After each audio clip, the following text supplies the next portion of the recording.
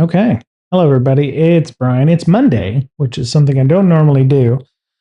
Um, but I didn't do a lot last week with the stream and was wanting to oh, get a little bit of glare there, but that's all right. Nice background for Pride Month and what have you. So, um, I'm here with my good friend. Yep, there's my. She'll be joining me at some point. Hopefully, you won't get to see the south end of her as she's staring at me. I'm not sitting at my desk. I'm sitting in my living room. That's why you have superior acoustics now. And yeah, so I've been busy. Of course, Father's Day weekend was happening. We had I went to lunch with the fam. My daughter's back up doing camp counseling, so just here hanging out. We're gonna got some chill hop radio on the on the tube here, so we're gonna be listening to that in the background maybe. And I have the socvel quiz that came out as well, so we're gonna be going through that. And hope everyone had a good weekend themselves. I've been, like I said, futzing around with Darkly, and yeah, I've made a lot of headway, and I'm actually really pleased at the stability of the system now. Beforehand, it was I would say a bit on the janky side of. Oh, what? Sorry, I saw an ear and I didn't know which side I did. I saw white. I didn't know if that was on your south end here or your north end here. So okay. Um, but yeah, I've been working on Darkly. It's I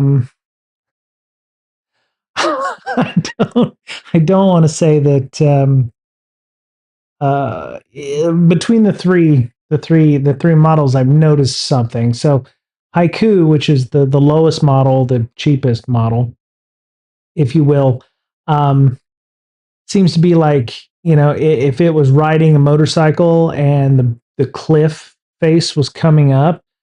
I mean, Haiku just seems like it'd be like YOLO right off the edge of the fucking cliff. And I had a lot of the more worked with Haiku and Sonnet to try to get Darkly working, the more issues I noticed that I was having. Like the more instabilities, or the more things wouldn't work properly, or the plans that I would be trying to make. And my thinking was, well, I would be able to figure out how to make Haiku do exactly what I wanted it to do. And that wasn't the case. Um, Haiku was like pretty much, oh yeah, I've got this. I'm going to go ahead and do this thing. And, almost like it was completely, well, like me, kind of weird. A sonnet was kind of in the middle there. And then Opus, of course, it's the most expensive. It's the most expensive. So it should be the best. And and the minute I started using Opus and I started asking questions about certain things, or hey, why do you think this is doing its thing? Opus found it and addressed it, and it's now, Darkly, my scanner and RAG is probably the most stable that it has ever been in a month. So, and we've made yet more changes, ironically enough. So I'm pleasantly pleased. I would say this is probably version 3 of what's going on, and there's the search works, the inference engine works. We've updated some terminology. We've made some UI changes in the dashboard. The latest epic I've got is it was it's a gap verifier. So some of the image embedding is producing 0 points according to the Opus version. So we're going to be creating some epics around that. The stability epic also is going to be looked at as well. So yeah, I it's not that I'm finding things; it's I'm making it more robust, which you'll see that once we get on and do this. But I do want to run the socvel quiz because I missed it last week and I missed it the week before because I'm an idiot and there's reasons. So let me go vibe code. Oh, good. I was afraid that the browser wouldn't work when I hooked it up. Jesus. Properties. Window capture. Socvel Cyber Quiz. There it is. Okay, there's that. And where's my oh, big screen. Oh, not bad. Okay, so properties. Oh, that's why. Okay.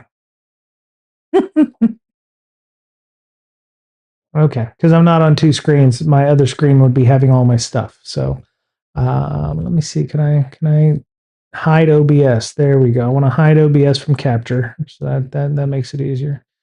Move that out of the way.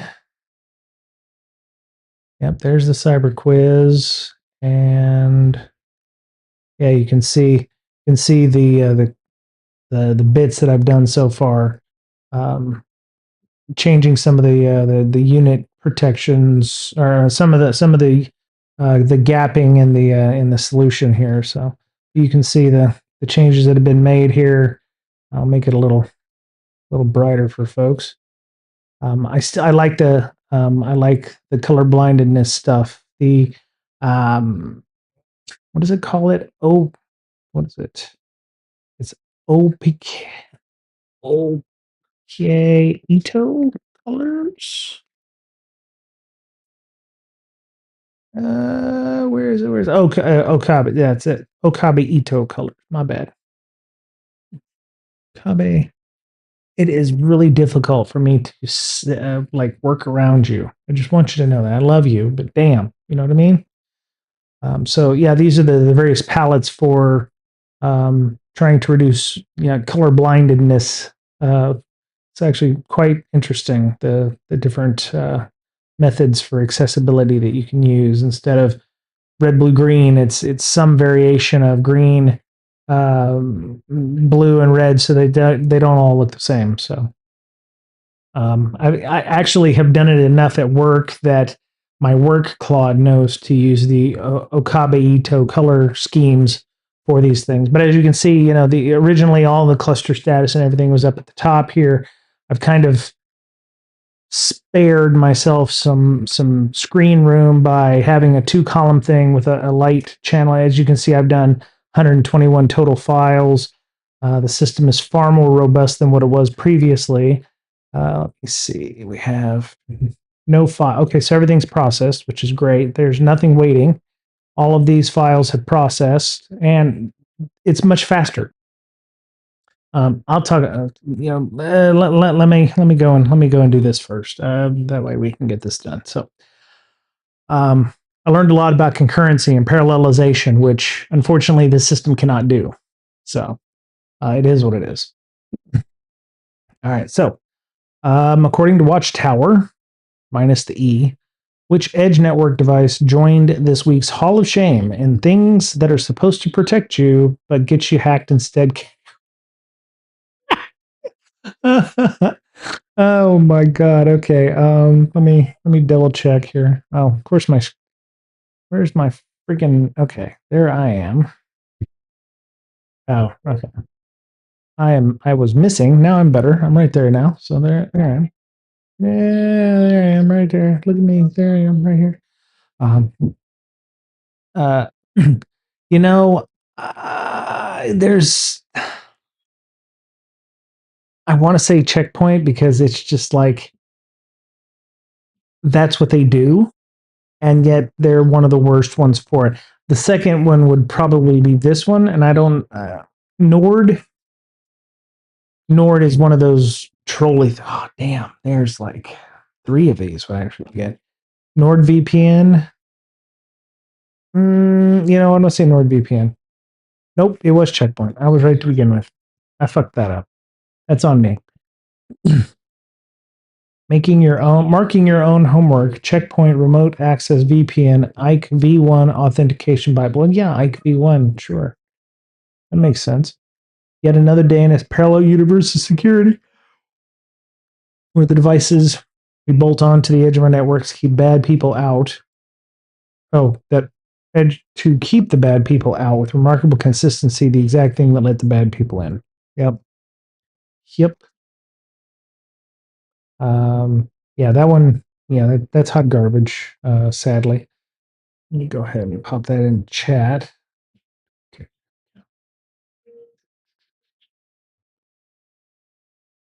There we go. All right. So yeah, 2026 505751 has a 9.3. They're all off bypasses. Every time we could get anything terabad like this, it's always some kind of off bypass. But yeah, let's keep going here.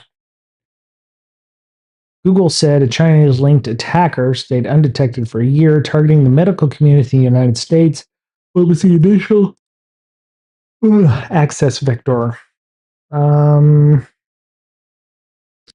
Phishing, click fix, or external web compromise. Well, so the medical industry, I almost want to believe it's like a third party. A lot of those, a lot of those breaches and stuff are from vendors. I'm gonna have to say probably external web app compromise.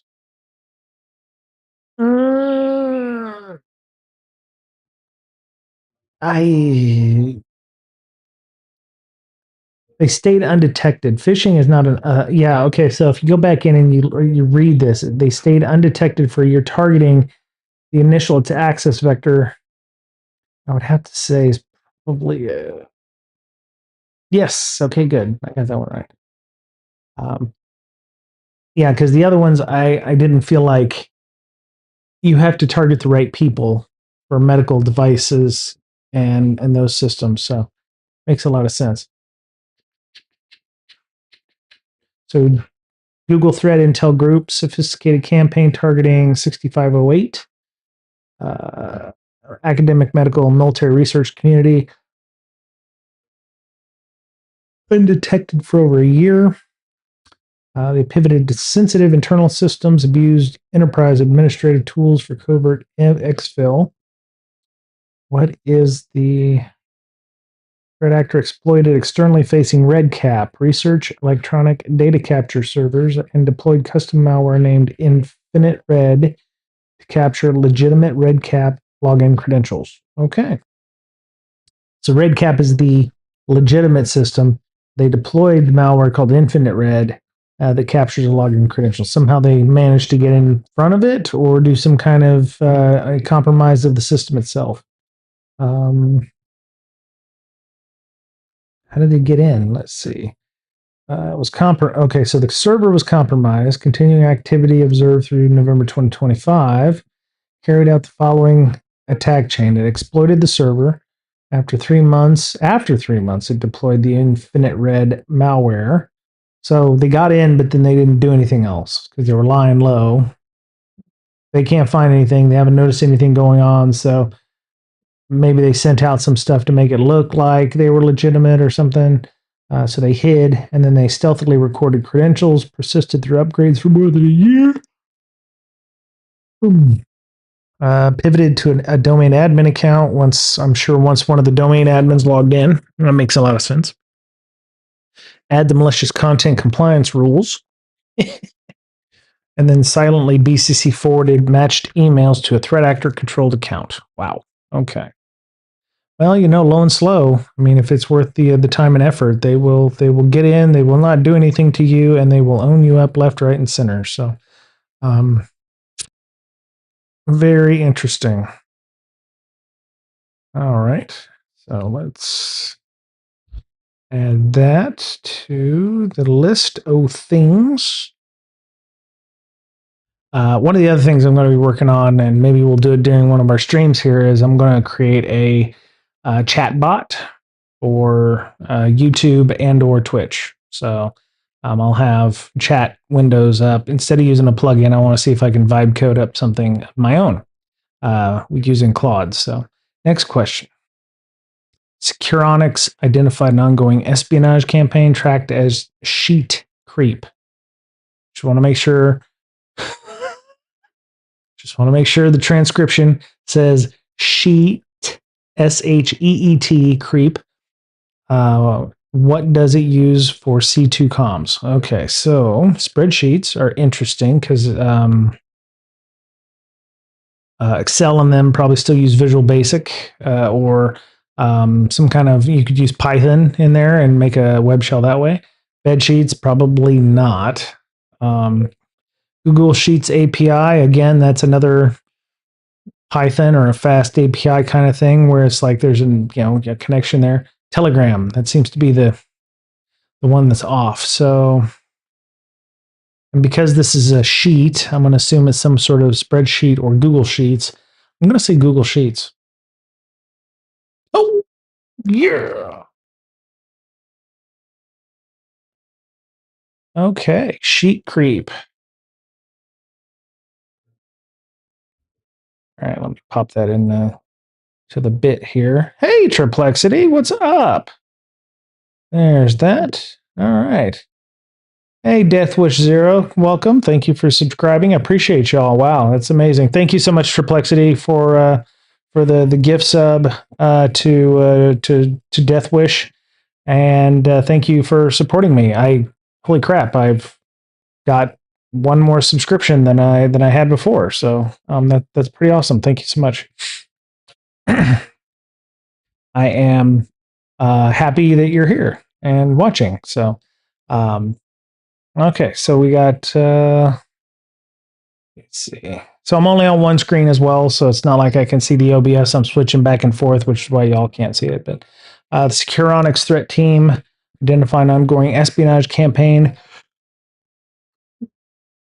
where threat actors issue a C-sharp remote access Trojan through diplomatic themed ISO phishing lure.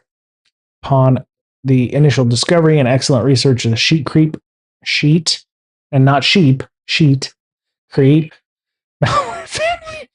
Malware family by Zscaler's Threat Labs, we observed the rat abuses Google Sheets API as its command and control channel, authenticating via an embedded GCP service account private key and using individual spreadsheet tabs per victim for bidirectional communication. That's interesting because it sounds like it would only target people that use Google Sheets, not Excel, not any of the other online sheet things. Maybe unless this API would be able to have some hooks for, maybe Python or something like that. But it seems like maybe they knew who they were wanting to hit with this, right? Let me see. Latest analysis reveals the campaign shows signs of being a continuation and evolution of a previous threat activity. Okay. Very cool. Diplomatic themed phishing lure around the UAE India Strategic Partnership Week. Okay, so it's like RSA. You get an RSA email that's a scam. The UAE India Strategic Partnership Week is going on. They're luring Indian diplomatic and foreign affairs people with malicious shortcuts. Hey, check out this talk that you're going to see at this Strategic Partnership Week.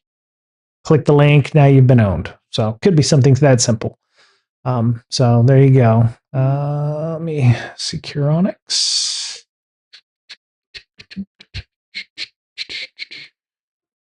I'm just waiting for the campaign that uses appliances connected to Best Buy Wireless for C2. Well, if you missed the first question, I put NordVPN SSL down as the one that gets the award for it's supposed to keep you protected, but actually get you owned. And I originally said Checkpoint Firewall because I heard that was the first one that popped to mind, and it's usually anytime you see checkpoint firewalls in the news, it's always a bad thing, right? There's never hardly any good reason why those get added. So, yeah, slam method, right? Fortinet is the worst, but Sonic Walls SSL VPN's been getting on the last year too. Yeah. I expect to see more of those SSL VPN type vulnerabilities. because AI, right? If you can grab the firmware, you can disassemble that malware or the firmware pretty easily, pretty quickly. And um, my boss went to the Gartner conference week and a half ago, and during one of those meetings, they saw in real time an AI grab open source repo, scan the code for vulnerabilities, and weaponize an attack in the span of about 5 minutes. So um, we're already, because of that video demo that we passed on to our leadership, um, things like SLAs where you're having to, you're giving people 30 days to patch something. Yeah, that shit ain't happening anymore. So things like automation, we're actually trying to build a system that will act like Heroku for all intents and purposes, where we're going to build the gold image the OS sets on. We're going to add hardening. We're going to add the developer environment that will run your application. And you pretty much all you do is you drag and drop your code onto it and run the application. So we're investigating how we're going to build that. And we're doing it in stages. So it's great. Yeah, utilizing AI to chain attacks from your toolkit on a target is your favorite. I can imagine it would be, and it's frightfully easy in many cases. So, who's bleeding this week? Tokenless devs, top tier soccer teams, only if they're flopping. Influencers or FortiGates. Who's bleeding? Tokenless devs, top tier soccer teams. They could be. I haven't caught everybody who's playing. I do know that USA is going to be playing like United Arab Emirates. No, they're going to play Turkey. They were playing Turkey on today or tomorrow. Didn't matter because Turkey was already eliminated and US was already going to advance. So I've been keeping up with the World Cup because I'm a little busier than usual. So I will. So Finfluencers, huh? Would that be like the Phineas team? Maybe. 40 Gates? I'm going to get this one wrong. I think probably I'm going to say 40 Gates. Wait, does anybody have any thoughts there? CMMC compliance? Yes, yes, yes. Couldn't be 40 Gates. Okay. Sounds like something I'd like to break in multiple ways at your work. No, Perplexity. I need to get it to work first before people break it. And to be fair, I am one of those people that will have Claude build something and then go, okay, you just built this cool thing. Show me how you're going to break it, or show me how you get meaningful access to it.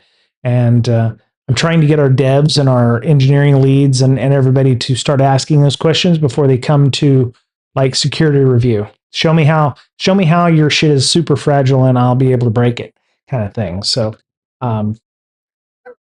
for to bleed. Okay.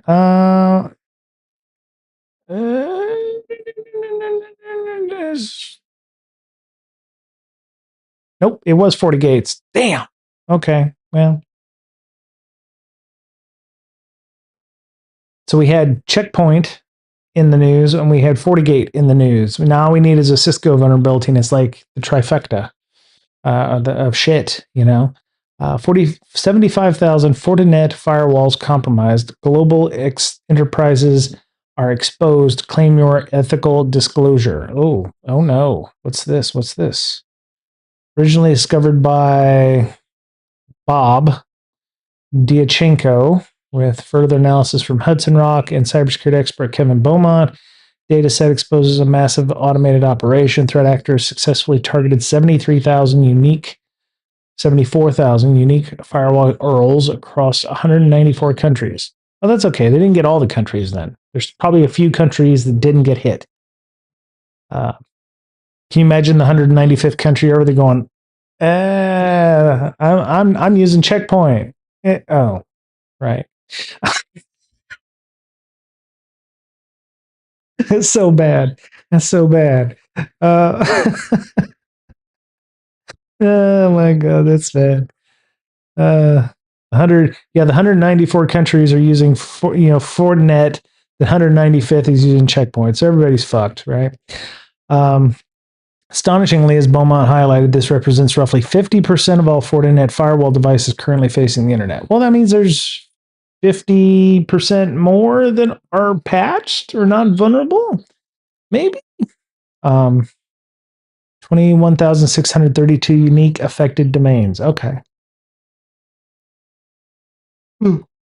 Attacker methodology and unprecedented scale. According to Diachenko's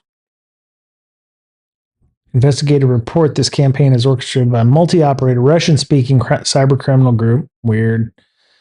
Footprint staggering. Attackers executed estimated 1.16 billion credential attempts. Okay, so against 325 FortiGate servers. That is, and 2.1 billion brute force attempts. Directed at over 160,000 Microsoft SQL servers. There really, really needs, if you aren't already watching for brute force attempts, because I mean, that is a non zero number of brute force attempts. And there should be a way for, that to be able to be blocked, right? Or, more than three connections and one. Why are they allowed to be making credential attempts against a public facing service?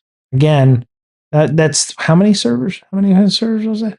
79,932 unique firewall URLs. That means 74,000 basically firewalls have admin connecting or have some kind of endpoint available to the internet that has a credential attached to it. This is something that should not happen. This is sounds about Fortinet. So fucking stupid. Victims discovered in the multinational corporate Foxconn, Samsung, Comcast, Siemens, Lenovo, PwC, Accenture, Oracle, and thousands of others. Well, they had to put Oracle in there, just kind of stab, stab, twist, stab. The illusion of password complexity. This particularly alarming detail from this data sets the high volume of extremely complex passwords that were successfully compromised. Interesting. Okay, however, complexity is completely neutralized when the passwords are recovered in plain. Yes, if they're recovered in plain text, and that means they weren't hashed or some kind of controls put into place for that. Again, I would also say that if it wasn't exposed to the internet, there wouldn't be a credential to pass to a service. Jesus. Okay. Well, that's just hot garbage. So, all right. Next, Sophos observed attackers starting to sell what on the underground? Drugs, guns, stolen AI API keys, or stolen credentials. Well, I mean, they're always selling stolen creds. IABs, initial access brokers abound.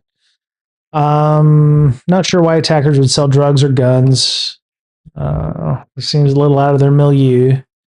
I will say they're starting to sell API keys because if they can take a Claude API key and you got organizations that are spending hundreds of thousands of dollars for basically unlimited access to an API or an AI, having the API keys be able to have attackers use those AIs to do things like weaponize vulnerabilities or do things on people's behalf because they don't have necessarily security controls in place, so they'd be able to make connections out to the web.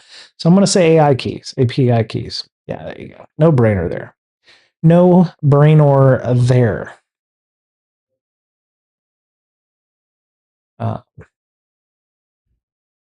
yep, that is not a surprise. Jesus, look, you gotta have geezer font possibilities here. So defenders and threat actors test and experiment API enabled capabilities. CTU researchers have observed API keys for generative AI tools being sold via shared accounts, brokered access, and alternative platforms. Yep, that's pretty true there.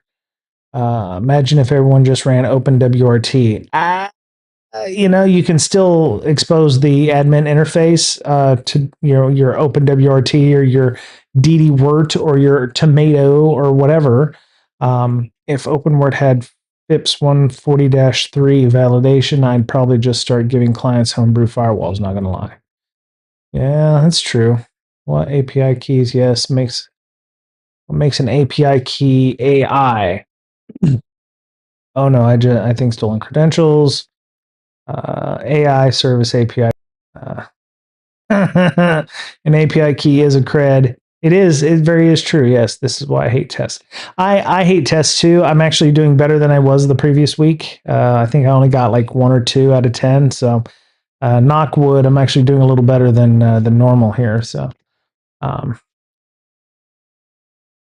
think there we go. There's that. So I'm really not surprised. Yeah, OpenAI, Anthropic, XAI, these companies are spending hundreds of thousands, millions of dollars with access to these things.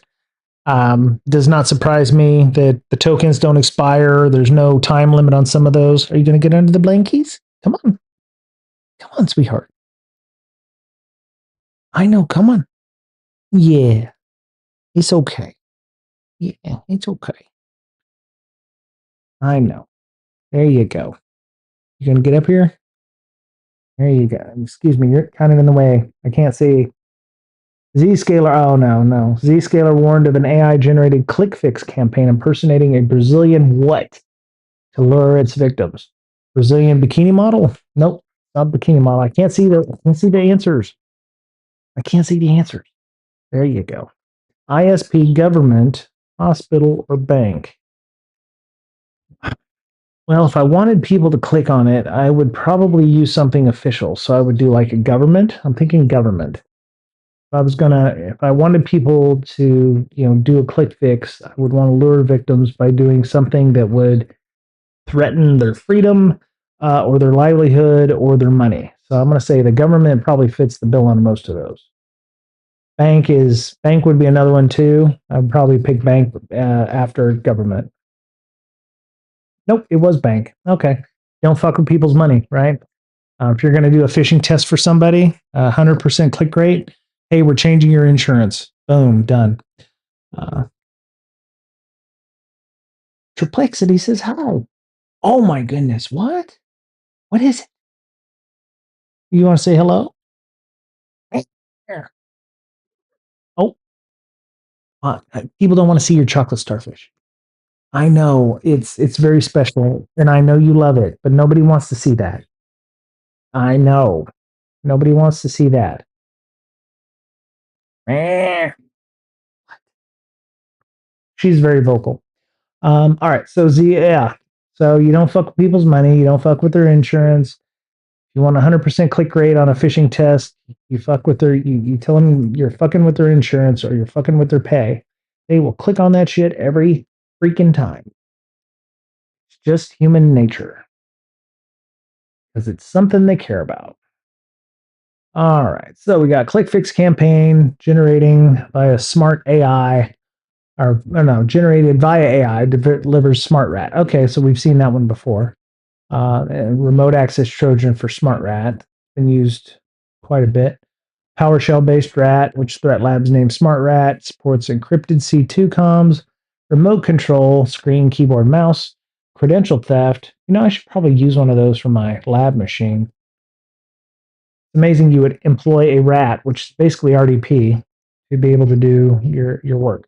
Credential theft, key logging, and banking overlays and persistence via scheduled tasks and a Windows service. Okay, well, I'm using Linux, so I don't think a smart rat would work necessarily for me, but I'll give it a shot.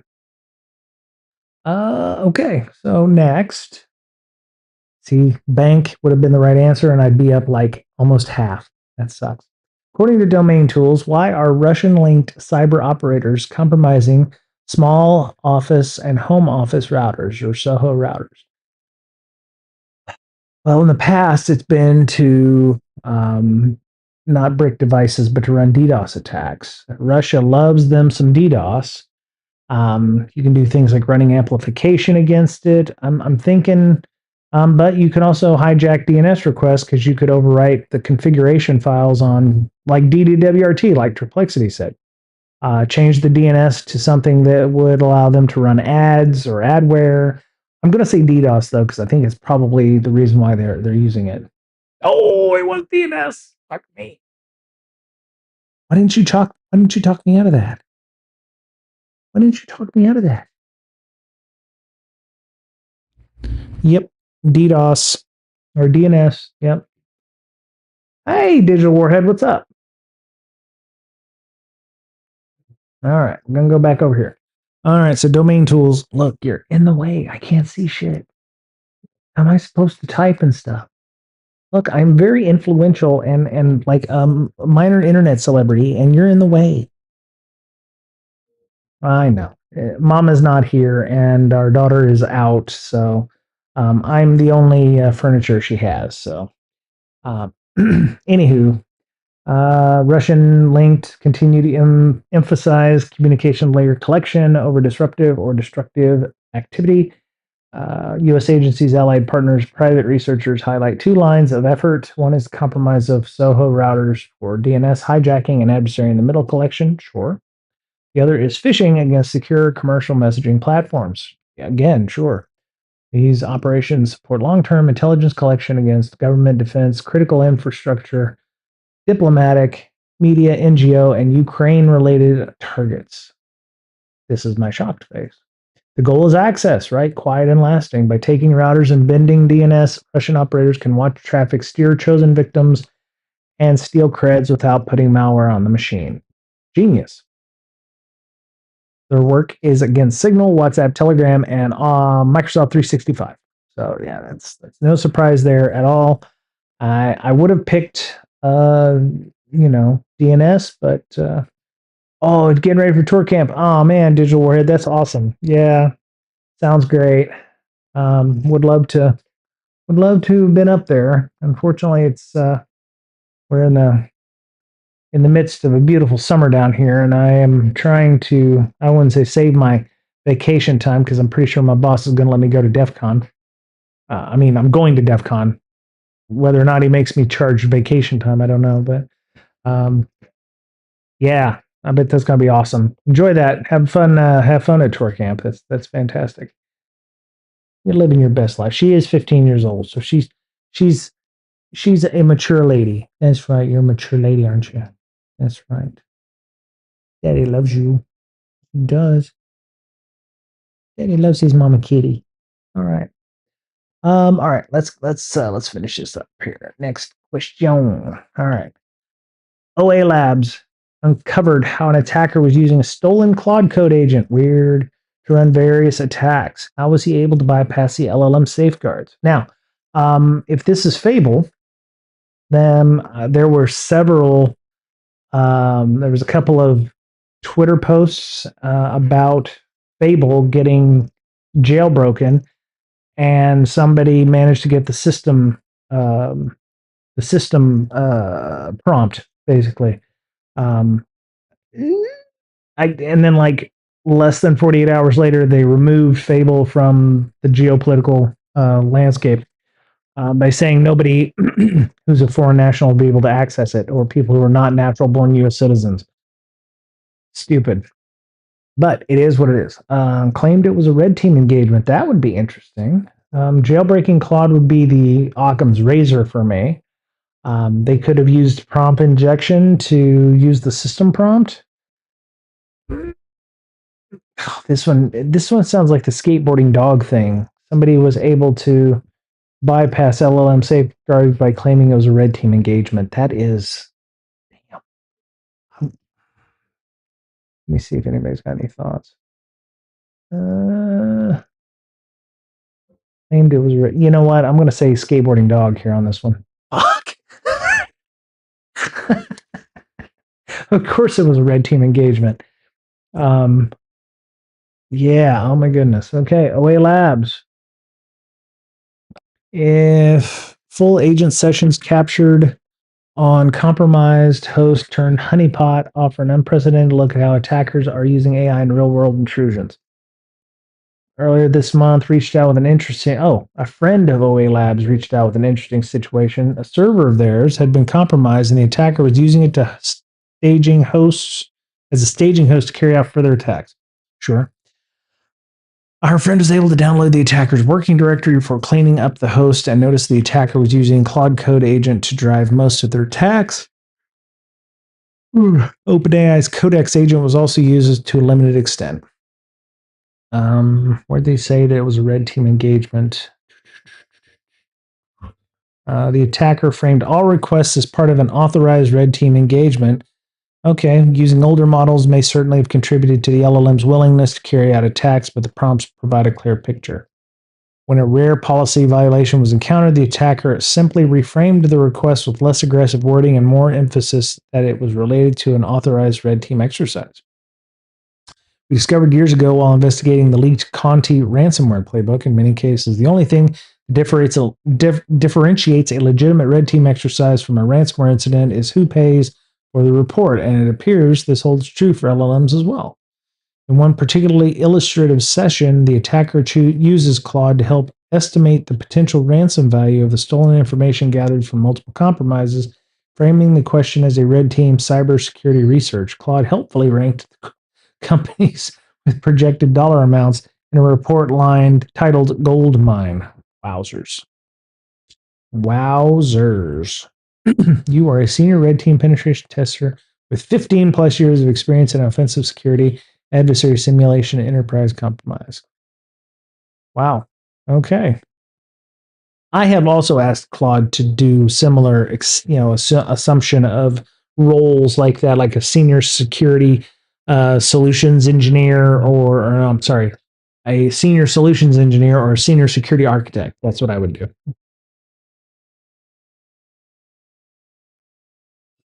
Especially when I'm trying to get it to tell me, hey, does my design suck? Or hey, is my design not secure or good? But yeah, there you go. There's that. So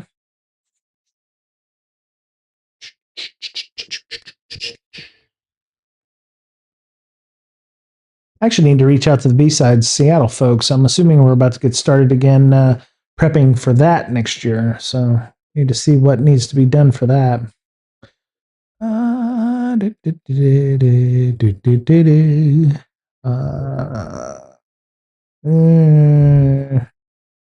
Yep. Okay. So that was a good article. Next, Rapid7 researchers have identified a sophisticated. They get really, this really does a lot of heavy lifting sometimes. China, a sophisticated China-linked ransomware malware campaign using what legit Windows binary for DLL sideloading. Well, they're asking for a legitimate Windows binary. I don't know what fondue is. I know what finger is. That's an old Linux or Unix service. Service. Fingerd .exe could be fine. I don't know what fish platter is, so I'm going to assume finger. Nope. Something called fondue. I guess I'm going to learn what fondue is. All right. Did not know what this is. The bad thing about legitimate Windows binary is if you don't know all of the application or all the software, fish platter, what the fuck is that? What's fuck's fondue? I don't use those either. So let me see. There we go. Okay. To the threat actor in memory remote access Trojan.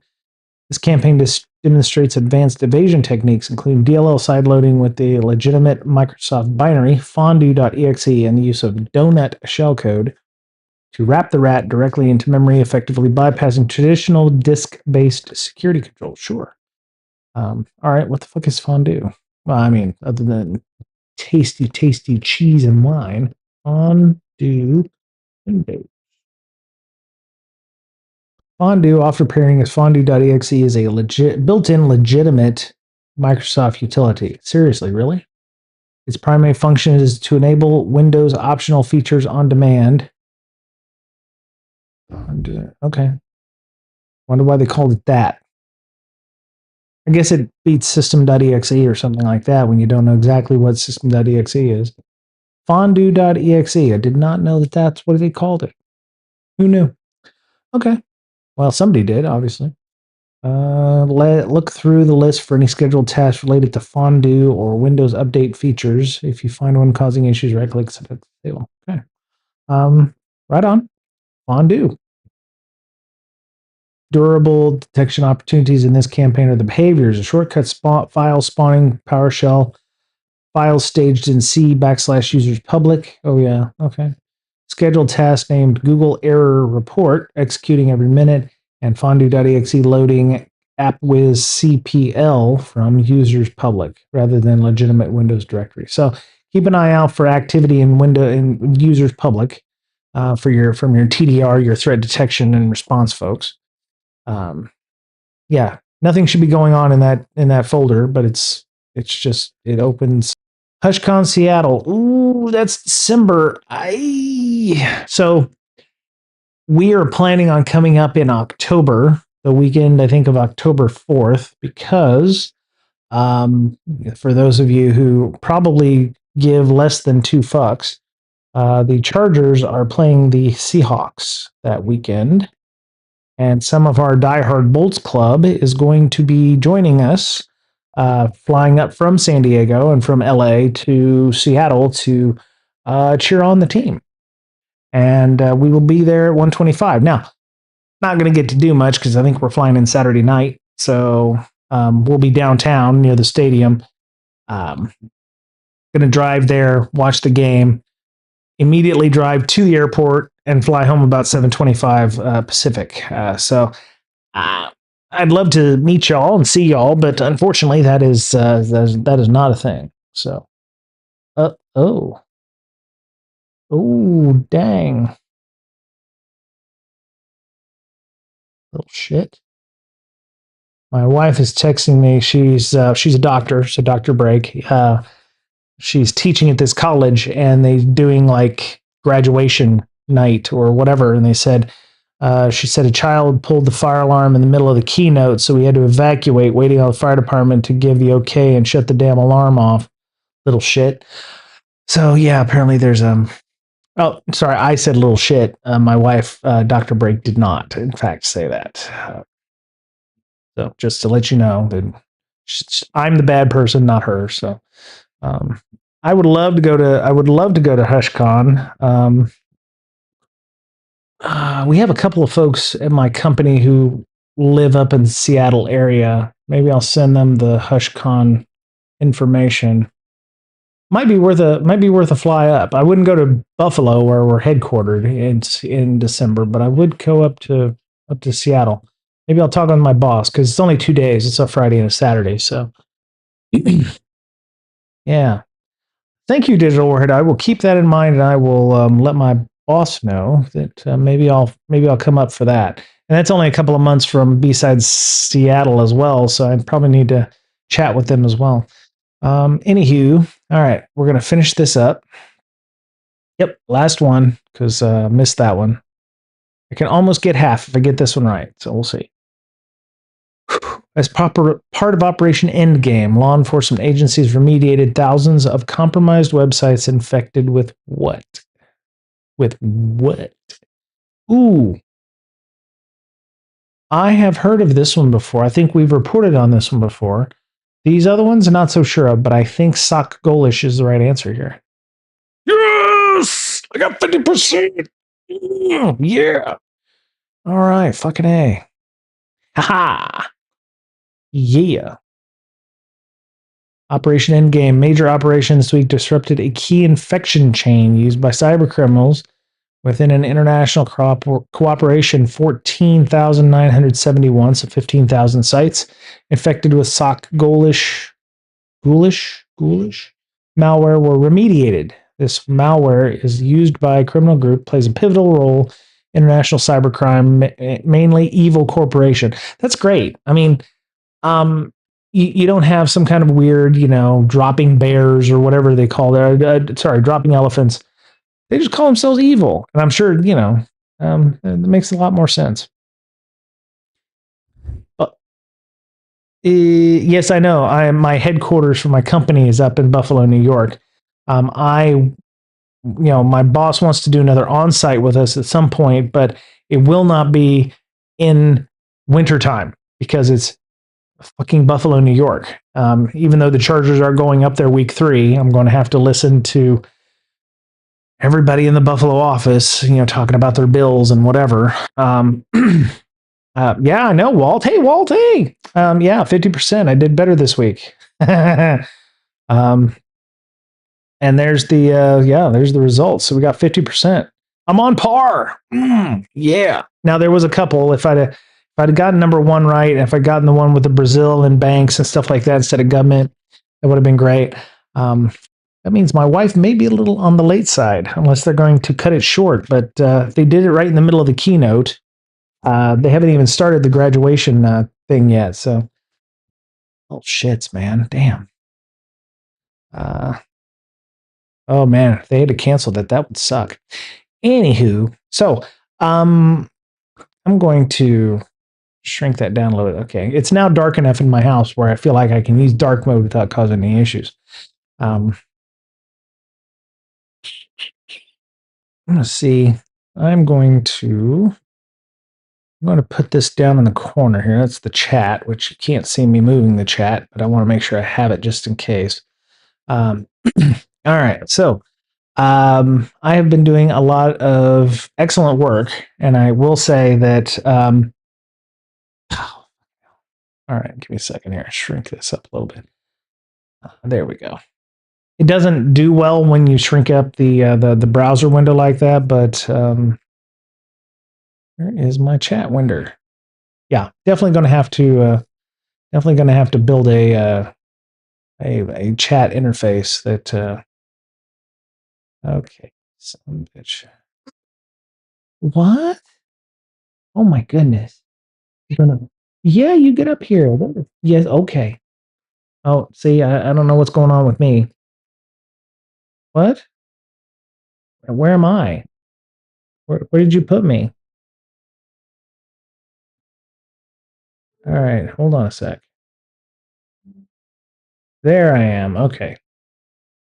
All right. What? I don't know what you're talking about. Oh yeah. Okay. Well, apparently all you can see is part of your body now. I don't even know what the hell's going on with my. Yeah. Oh, yeah. I'm just gonna turn the camera off because apparently it doesn't like me all that much. So all I'm seeing is a white body of a cat. So that's not good. All right. So, a couple things that we learned here is that, like I said earlier, Opus um, will actually think about things and plan better than Sonnet and Haiku. The one thing I have noticed also is that Opus is far more expensive to use token wise than um, uh, yeah, so I've got, oh, it's going to reset in 6 minutes. Okay, cool. That's fine. I can start something major because I've only got 6 minutes left. Um, so save state and save lessons learned in beads.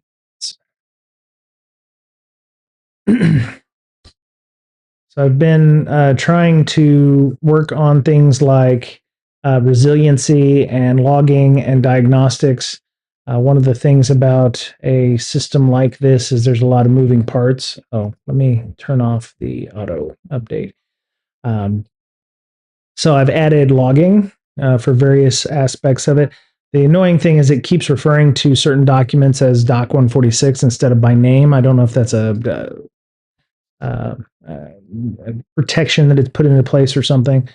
But one of the things I figured out after I went and started moving to Opus for work was a lot of the instability that I was doing. And are you going to get down? Okay. Some of the instability that I was seeing had to do with I was trying to implement concurrency, but things like dockling, and so dockling, which is our um, AI processing, hush, hush, hush, hush, for PDFs and what have you, doesn't handle concurrency well. And even if you do put it on bare metal, which is the other issue we had, Docker is not OS X native, right? So it doesn't have direct access to bare metal components like the GPUs. It also has a file system called VirtuoFS, which can go stale if the connection between the named volume or the bind volumes that are set up in Docker um, sit for too long, right? They get the connection gets stale, almost times out. So it's almost like a fuse or a file socket kind of thing.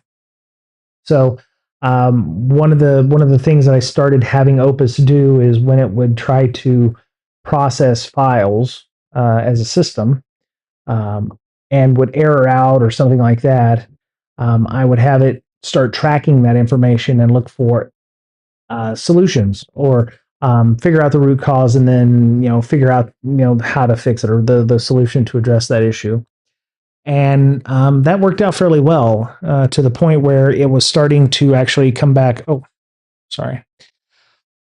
Come back with some real gains with regards to how things were being done. And one of the biggest things that apparently Sonnet and Haiku failed to tell me was that I would ask it, "Hey, we want to do concurrency. I want to have multiple workers handling multiple files at the same time, multiple books or whatever, because I've got a nice big fat Mac M4 Max here. I should be able to, with my 20 CPU cores and my 18 GPU cores or whatever, to process multiple books, 64 gigs of RAM, whatever. I should be able to process multiple books, either extracting or embedding them in as from or use Olama and Dockling and what have you.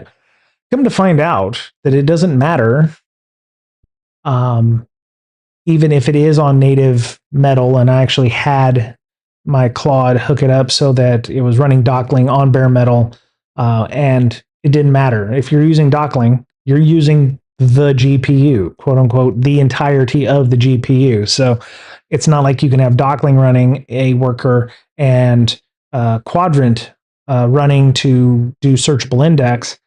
Both of them will take from the GPU, and then you could have potential race conditions.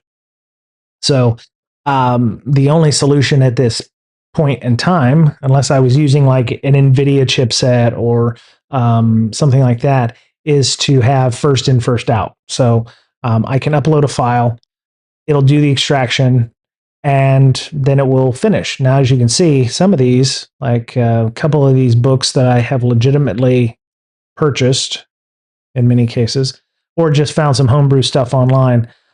Some of these books are quite large. I actually have one that's 500 pages. I haven't tried it yet, but I could run it. And right now it's at a point where I feel like I don't have to ask Claude every time something breaks, what's going on? How do you fix it? How do we do these things? Because it's actually gotten it to a stable island where we don't have to worry about connection. Docker? I hardly know. Yes. Yeah. Apparently the VirtuoFS stuff is a fairly well-known problem, going stale, like stale. Yeah. And okay, so it is a fuse. I actually have SSH fuse that I could probably use in that. But yeah, see, mounts go stale after a certain amount of time. This is even on Windows, but it's definitely a problem on Mac OS. I could move to something like OrbStack, and I was about to pull the trigger on that, but Opus decided to let me know, hey, Orb is not cheap. You actually have to pay fucking money for using this version, and it also gave me the caveat of there's no guarantee we'll actually fix your VirtuoFS issues. It is a highly optimized version of VirtuoFS that they use in OrbStack, but there's no guarantee we'll actually fix your issues. And I was like, well, fuck it. I'll just, we'll just do a workaround and figure out how we're going to address the file system issues. So I think we came to a fairly equitable solution on that. Let me ask the question here. Hold on, I'm saving state and all that because I want to start working on the reliability aspects here. There's a few things in our dashboard that we have yet to implement. I have logs now that show me what's going on from the orchestrator, from the system itself, or from Quadrant. Oh, I need to fix that. Okay, I need to take a screenshot of that. Okay, that's just a cosmetic check, but but it'll show you, I'm running this thing. Here's the book that I was running, and it shows me pages are done and they're incrementing. There's actually quite a bit of shim work that had to go into each one of the Python scripts that have been created for this system to make sure that I had received meaningful logs. Because my whole point was I didn't want to have to keep going to the AI and going, why is this messed up? Why is this messed up? How do I fix it? How do I do these things? So being able to do things like diagnostics to see what's going on, the live event tail here. There's some quick actions down here. Of course, I told it to do like with GitHub. If I decide I want to nuke everything, which is, where's that? That's that's under config. Yeah, down here. I told it, if I want to nuke the whole system and I want to reveal destructive actions, nuke all data. So if I want to nuke everything and start over from scratch, only way to be sure, I wanted it to treat that like GitHub does with deleting repos. Like you have to scroll down to the very bottom of the config page. You have to click on some things. I did tell it to make sure and double check that there was a type in this question kind of thing, or type in this statement if you're going to nuke the system. I don't want to click that though, because I have no way of testing it. Just this afternoon, I did ask it to do some UI tests on the system, and it actually installed Playwright, which I don't know if you're aware of what Playwright does, but it is not good. Well, I mean, it's good, but it's got some problems. Hey, Google, turn on the living room lights. It's a headless browser. It's a headless Chromium browser in this case. The problem with Playwright is it runs outside the Chromium sandbox, and there's a lot of problems with it. With regards to security or making sure that the tokens or whatever, you're pretty much one Okta login away from somebody having the credentials inside of Playwright to do nefarious shit. Because if Playwright was to pop up with a browser window that says, log into your log into your VPN or your checkpoint, it would then have those potential cookies or tokens or what have you. I actually did ask Claude to, go ahead and implement Playwright, but wrap the browser and the browser sandbox and Playwright inside its own isolated Docker instance. Oh, good. Okay. Oh, you want to get into the blankies? All right. Well, come on. You get up underneath here. So here's some of the stuff we did today. Docklink server poll has no page counts. We had some issues with that. The stall detector, that was for workers that were, it's not so much an issue now because we're not running multiple workers doing extractions because, again, if you're running 2 extraction workers inside of the system, it would process one page on one book and then switch over and do another page on another book. So 2 books would take as long as running one worker entirely and then switching to another book when that book was done, like first in, first out, my problem was I was trying to run like 6 at a time. So obviously you can tell it would have all kinds of issues, and it would have race issues. The other thing I found out was that um, the maximum size of RAM that you can use on a Docker instance is 28 gigs. Dockling, for all of its positives, tries to scan a picture of a PDF for its vision model into memory. And if you have a 200 to 300 page PDF, you're going to run out of RAM. So some of the instability issues we had was that after about 60 or 70 pages of really complex layouts on a PDF, RAM was exhausted because 28 gigs of RAM, but that's for the entire Docker instance, right? So I am running.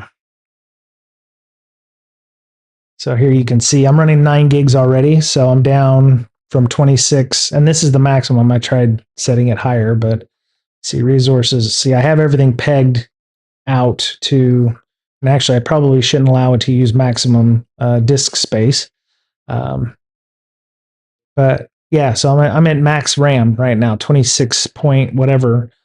Can't go any higher. So once you've exhausted all that RAM, everything stops working. And in many cases, it was the workers themselves that would stop working.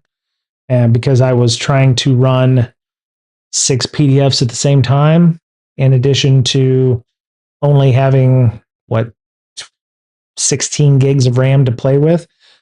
So you run out quickly, and then everything goes to shit. And then it's like, why is this broke? And then it was like, oh, well, let me bring down this worker and start over again.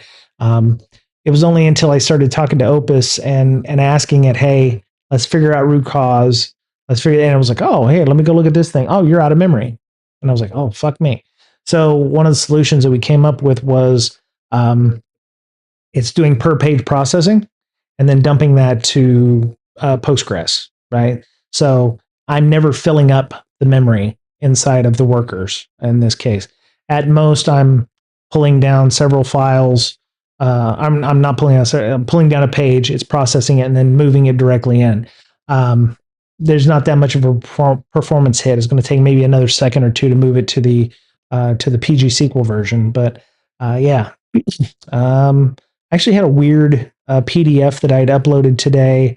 It wasn't formatted as text. And let me show you what I mean here. Oof, good God. Okay. Actually, I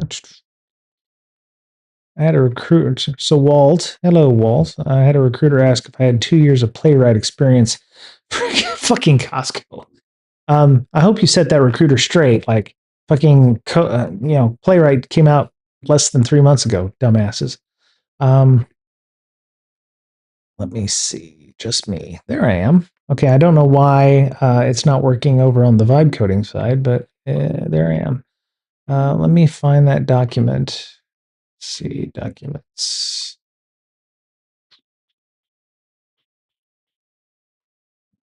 Here it is, the one about curses. Yes. Okay. And I will upload that. So anyway, it looks like a PDF file, but for some reason would not show up correctly on the screen. So you see this, it's actually a vampire, the masquerade homebrew about curses and stuff. When you put it into Google Docs, it just shows a bunch of tables because the way it's rendered is just a bunch of Unicode or something like that. But anyway, it doesn't render like a normal PDF. It's just really weird. So I was having it, try to figure that out, but then I realized, well, that's just an outlier, so I'm not worried about that one. But yeah, there's been a lot of technology changes that I've made here. Health desync points, live pipeline panel. So that's the pipeline that you've seen in the diagnostics.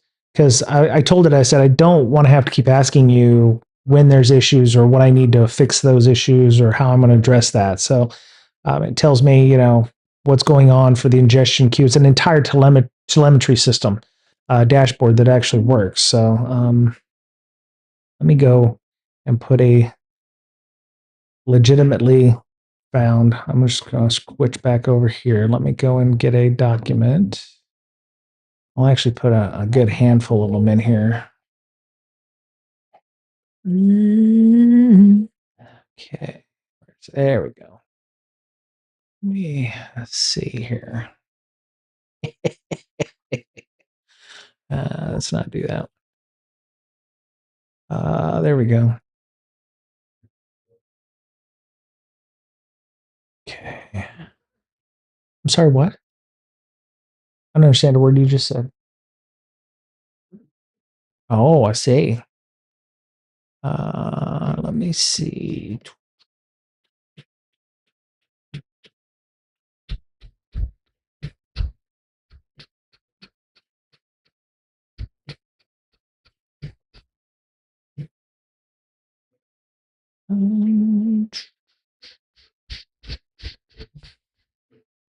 That one should work. Copy. Put it into PDF ingest. There we go. All right. And minimize. Go back to the vibe coding. Bring up the browser window. Sorry about that. Let's see. Ingestion. All right. So when I hit refresh, it'll automatically find AD&D Tales of the Lands PDF.pdf is a legitimate PDF. Hit start. A couple of the other things was I didn't want it to automatically start ingestion just in case I have to make changes to the file. So what you see is it's going in and extracting. Diagnostics are working, so it's 8:03 p.m. Pacific time for me. So it's polling. It started a batch start. It's processing active. This is the embed worker, which will take over the orchestrator that I have. Because one of the things that this has actually taught me about design a little bit in this case, because it's like I needed an overseer. I needed something that would automatically tell the worker, go do this, instead of the worker going, okay, what do I have? What do I have? What do I have? Which was causing some instability. Now, again, if I didn't have PDFs that were somewhat complicated in terms of what was going on, it wouldn't be a huge deal. So now you see that 37 seconds. It's got a page range of 1 to 24, which is something new. Wait a minute, let me. And there we go. All right, so it shows the batches that are running. So it's a fairly large PDF that's running here.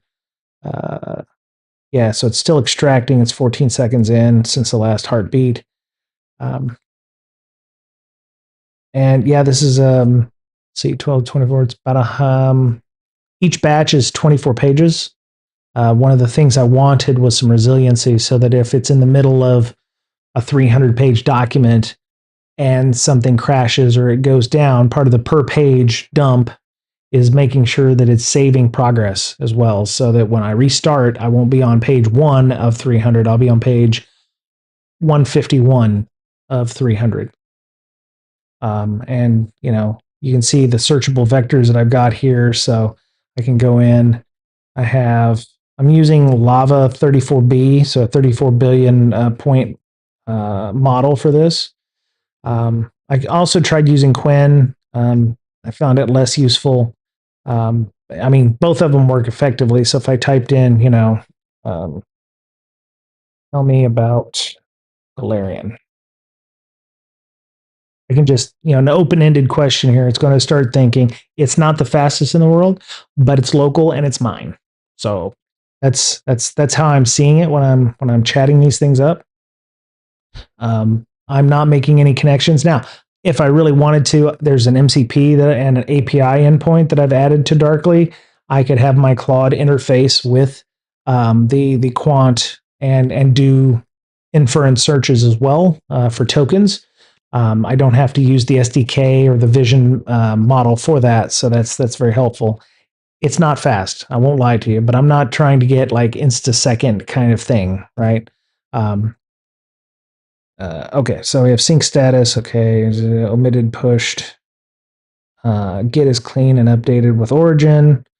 Memory's committed to the local dolt DB, so that's the beads bit. One thing worth flagging, is get ignored, right? And there's no dolt remote configured, right? So the memories are local. That's what I wanted. I don't have dolt set for both stuff. Really leads. One of the things that I use is, and actually, I create that there. Use it as well, and I want media network, so that I could, basically like Jira, just say, hey, I want to be able to have one way that will allow me to make beads work. And I was using that outside of programming. For VM related items like that, it'll ask you for images of the walls that Jira will, so you could actually place to do this work. I didn't want to use Jira, but it's heavy. You can use server or use beads to track your own work. All right, so, I don't want to do any of that right now. BD prime. Oops. There we go. Sure. It's supposed to be done at 9. I bet it's going to be effing late by the time we're done. All right, so BD prime, I'm having, I can figure out what we have to do. 4 minutes. We'll go until I don't have any more time. And of course, everything resets on running 245 memories, including the 10 I saved this session. At some point, I'll have to purge some of those because some of them don't work anymore. They're not useful. All right. Yep, BD prime is done. Text recovered. All 10 of the sessions. Okay. Right. Context flow is now primed. All right. So yes, let's start on our P1, P12 UK. Tell me about P12 UK Epic and what we should do.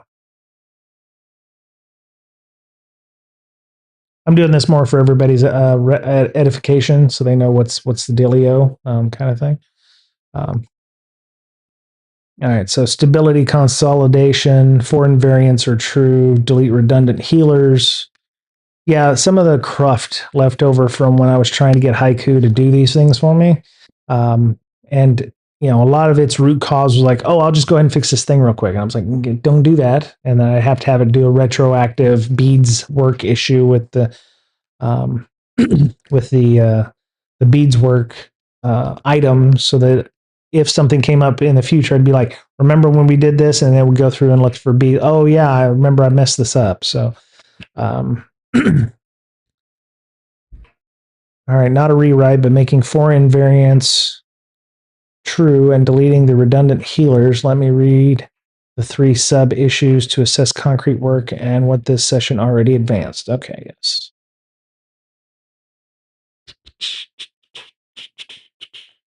So Claude has already told me when I moved to Opus that this was over-engineered, that this is an enterprise grade RAG right now, and for what you're trying to use it for, it's probably not, probably overkill for what I wanted to use it for. And I was like, it works for me. It tells me the telemetry. It shows me exactly what I want it to do. Oh, there we go. Galarian is the main setting of Pathfinder role-playing games, describes an ancient world with rich diversity of people. And it tells me, it cites my sources, so I can go in, I can look at the directories. If I want, so I'm not sure.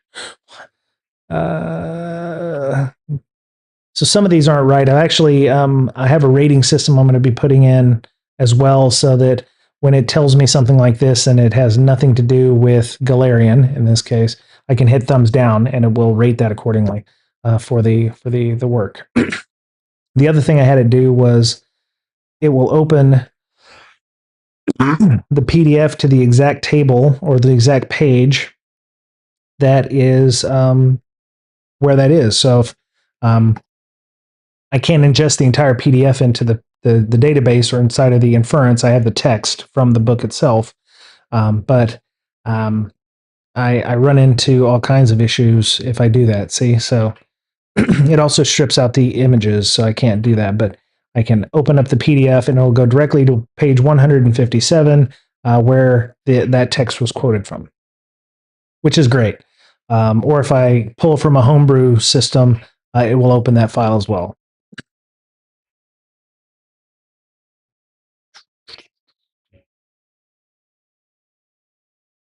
All right. So, reviewer pass. This epic explicitly asks for the first split extract into phases, classify dockling chunk. Oh, watch out. he fell over. Uh, Cleaner progress, item potency, more queue complexity.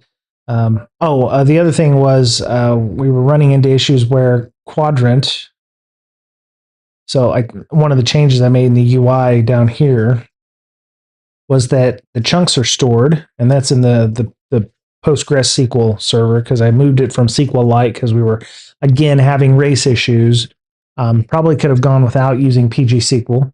Oh, now the speech is outside. Just now came back into the conference room. Hopefully not more than 100 grads. Oh, that's good.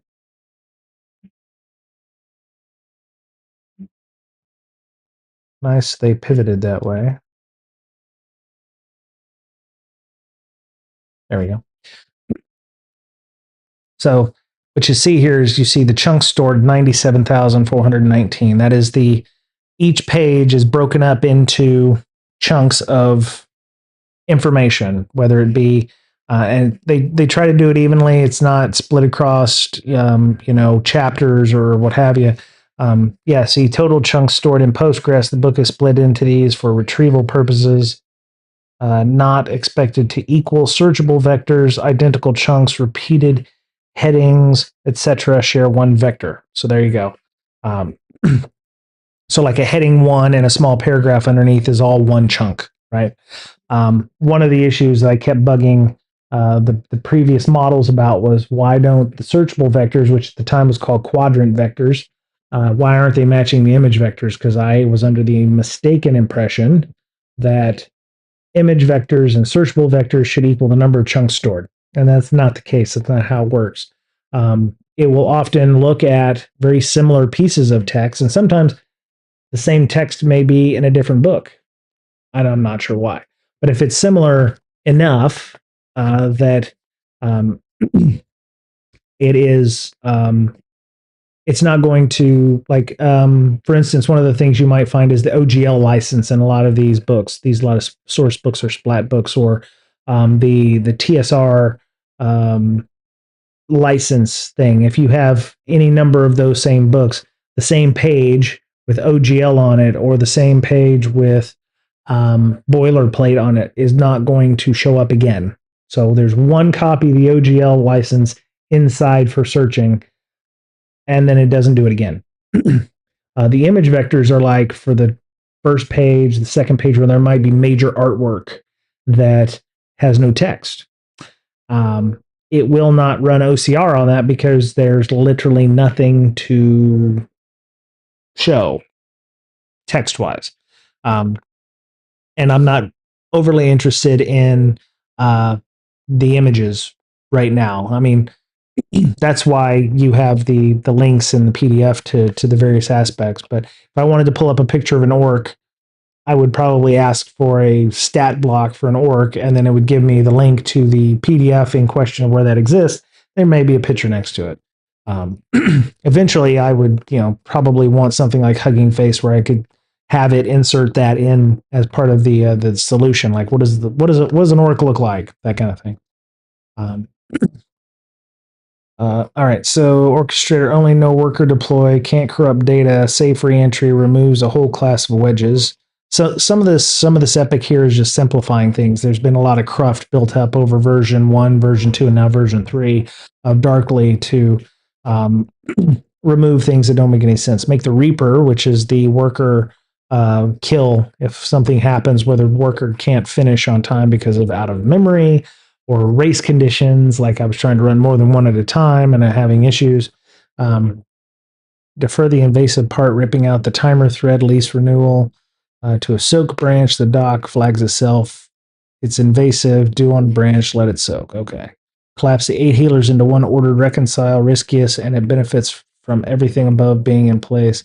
Let me do step 1 now. The reviewer pass and come back with a concrete go, no go on each invariant, plus recommendations on the 2 design questions. Turns the P1 from big scary epic into a sequenced de-risked plan before we touch the Reaper. Okay. Yes, please get started on step 1. Yes, please. Started on step 1. Why does step 1 not have ABs? work item connected to it. Usually it's really good about doing that, but sometimes it will forget. Like it's only added, looks like step three's beads work, and step two's is missing one as well. So, oh, okay. Well, there you go. I'm the idiot. So there you go. Has no beads because 12 UK was decomposed. It spawned the implementation children I2, 1, 2, and 4. Yes. Okay. That violates the project's file before work rule. So let me fix that. Yes. One of the things in the global bit I told it to do was always log beads work before you start working and test everything, which is one reason installed Playwright because it wanted to test some UI functionality through the headless browser. I make Claude spend the tokens to actually do unit test functionality. Probably a little stupid because it's wasting my own tokens, but it's good to have that kind of testing involved or available to it. It's pretty good about it. At least Opus is. Haiku and Sonnet. Sonnet was a little better at it, but Haiku, yeah, you really had to get on it. Like, make sure you do your functional tests and stuff like that. I really started to. My problem is if it take the other thing I have been asking Opus to do was I wanted to try to see if I could save tokens, right? So if I have 1,000 Opus tokens that are being used, how many of 1,000 Opus tokens is that for Haiku? And if I have Opus do something and it takes 5,000 Opus tokens to do that, could I tell Opus to say, make me a stupid proof plan that one of your cousins can implement, ideally for cheaper, but just design it so that it's literally go do this thing, go do that thing. Am I saving any tokens on that? So have enough to render the verdict. The audit is conclusive. Let me confirm the two L1 offenders are genuinely still on the tick path, then write it up. Okay. The demon heartbeat renews the lease every interval regardless of progress. The exact HJ86 mechanism. Okay. The audit is complete. Let me record the verdict in the design document as a durable addendum. Cool. I'm also a big fan of making it do diagrams. Lucid Chart, no, I'm sorry, not Lucid Chart, but Draw.io, which, for those of you who aren't aware, is a nice way of doing flowcharts online. And so, give you an idea, this is what the version looked like the last time I did a diagram of this.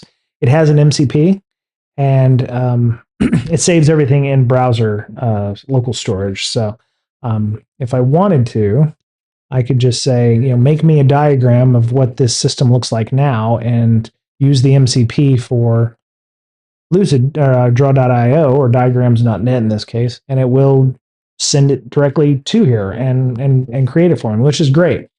Again, I don't know if you've been watching, if anybody has been listening, but one of the things we've been asking development teams at work to do when we're doing our security reviews is we want a data flow diagram. We want a logical sequence diagram. We want a proposal diagram that basically, or not diagram, but a proposal doc that tells us what the system does. If like an MCP or some kind of service has Swagger docs or something like that, add them because how you're planning on using this MCP. Let's say the MCP does A, B, and C functions, right? You come to me and you're like, yeah, we want to use this MCP. We want to use it for A, right? Sounds great. Okay, we'll approve you for the use of A, but B and C's functionality still exists on that system. And if we approve it for your team and we put it into a common place where the company feels like they can use it for everybody, some people may get on and use the B and C aspects of these things. So what we're trying to do is think more holistically about that. It's like, yeah, you can use that, but what else are we also enabling by having that happen? Okay, L1 or I1, I2 additive, DYG. Next step is L1. Move those two blocking calls off the tick path. It's the safe reentry. Oh,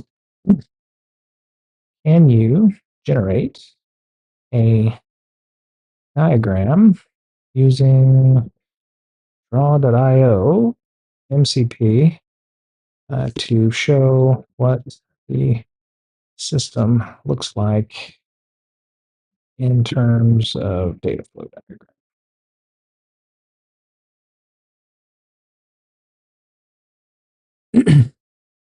I'll just keep going till either I run out of tokens at the end of my 2.5 hours here, or whatever. All right, come on. This is going to be weighty. I'm going to hit. The one of the things I also want to see is if it's possible for me to at least get a good accurate estimation. Accurate estimation to get an estimation of how many tokens I have per session. Right. If I know I'm going to have 25,000 tokens, I don't want to burn 20,000 of them in 30 minutes of my window, of my 5-hour window. Yep.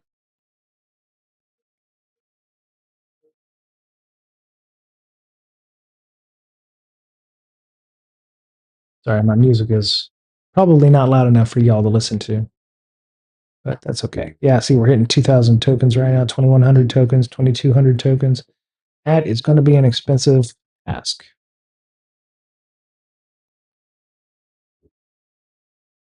Yeah, see, I'm already at 30%. I only have 4.5 hours left. So, yeah, the compulsion for me to move to a cheaper model when I was near my upper range only served to cause me more problems in the long run, because I was like, oh, I get another 5-10 minutes worth of use out of Haiku or Sonnet and be able to still get the same work done. No, then I ended up coming back and I would have to do additional work. So, yeah, kind of a pain in the ass. But that's the one thing you look. Jesus Christ, come on, man. There you go. Oh my God. Okay, good. That was expensive. Okay. The things I do for you folks, because it won't reset until I go to bedtime. So, but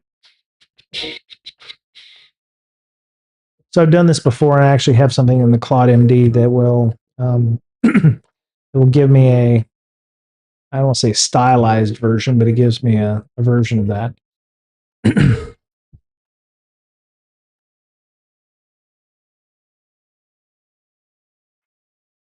Yes, allow the MCP. There we go. There we go. So this is the data flow as it appears today, and so you have the user. That's me. And it's editable as well. That's the other thing I wanted it for this. It will actually Claude will actually output Mermaid Markdown, and you can put that into draw.io. But then you have to ask something to do the modifications for you. I want me to save this in the repo. Yes, I have an architecture diagrams.md documentation and README and stuff that I wanted to update as well. Yes, please. So, architecture diagram.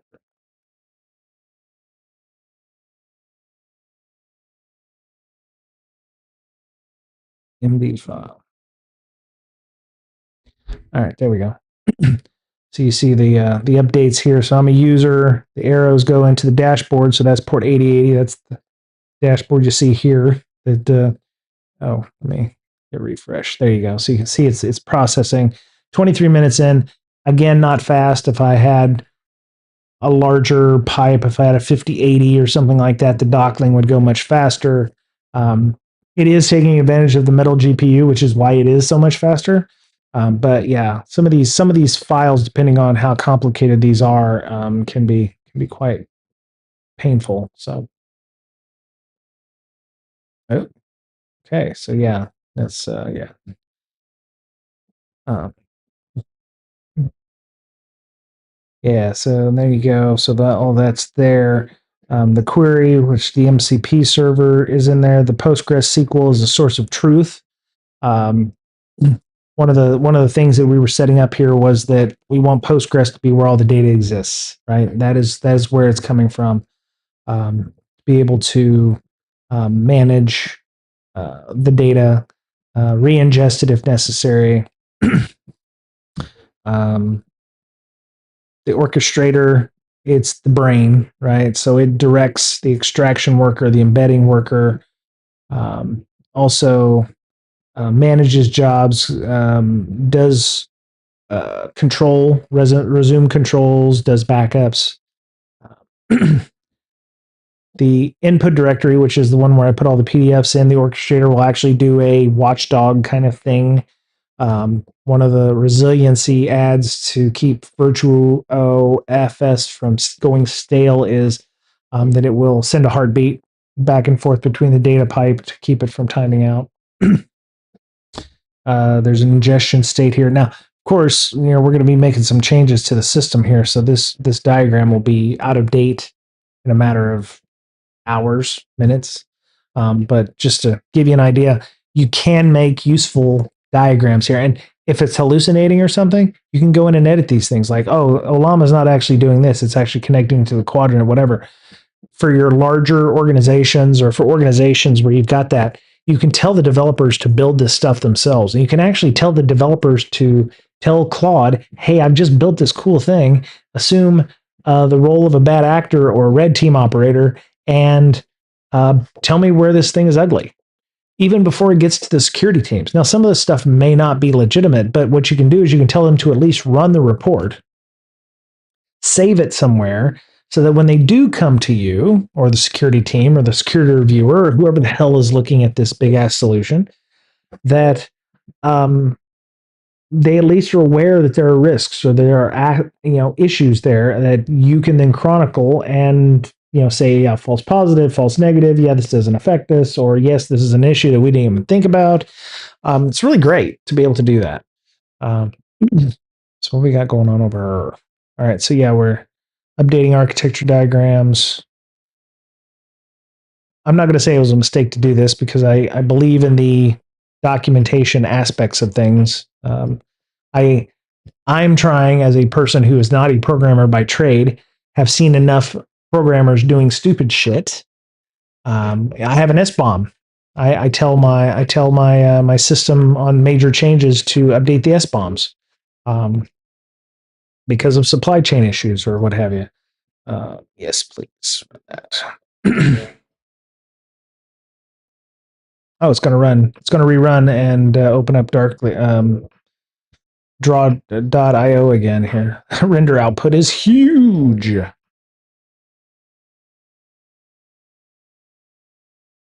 Oh, it's still extracting validity. Oh, it's converting it into Markdown so that it can put it into. Okay, that makes sense. Yeah, you can see it. This is all the uncool stuff that developers don't do. You could have it automatically generate your documentation for you, much like Swagger Docs, right? So you added new data flow section. Cool. All right, write path. Right. Read path. Yeah. Dockling node now reflects the deployed dockling serve sidecar. Right. Auto batch 24 pages. Native MPS shim noted at. Yes. Key invariants gain 2 entries that capture the session's themes. Observability is liveness. So job events, diagnostics. Right. Quadrant derived pointer. Okay. All right. If you'd also like the editable draw.io checked into the repo, yes, please. No, I'll hold off on that. No, that's fine.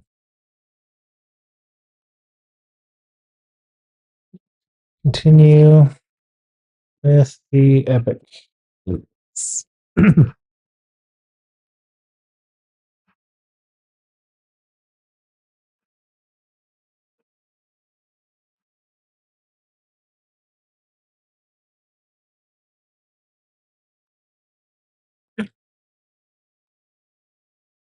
I don't know if this is how people vibe code, but I'm really enjoying this. So I think that there's definitely some work that people who are not programmers could actually do, even at work, right? Even at your workplaces, if you don't have developers doing that. The thing is, I would say if you're going to enable non-developers to develop things, really need to have a method by which that there I am. Finally got dark enough that I can put myself back on the screen. Uh, you definitely want some way to enable them to do that, but you also don't want to build a system for non-developers that developers create. There needs to be really some kind of UAT for like somebody who's complete novice, never touched a keyboard, never touched a Python before, um, like myself, because we have something at work because we're AI transforming whatever. We want people, everybody, to be able to have the ability to build stuff. The problem is, I know dick about Git, right? Dick about Git, dick about Git.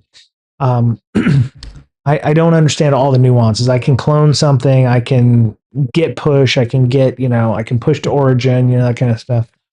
There's certain things inside your organizations that you require from the developers, like maybe developers can't sign their own PRs or accept their own PRs. Maybe they can't push to origin or push to main without some additional controls, because pushing to main would be, I'm not doing branching here. Just, for shits and giggles. I know that I probably should be doing branching, but when I started working on Darkly, I wasn't doing branching. Maybe on my next thing that I create, I will try to work on branching for that. I'm just happy that I'm doing logging work in beads and doing it that way. But there's certain aspects, because you want your non-developers to follow the same controls and the same processes that your developers do. I will tell you right now, as a person who's never developed code, I was trying to do something as like a proof of concept, and I was trying to push to main, and it was not working. Oh, yeah, I need somebody to approve the PRs. And I'm like, I'm just developing on my own. Why the fuck would I need somebody to have access to my personal repo to be able to do those things?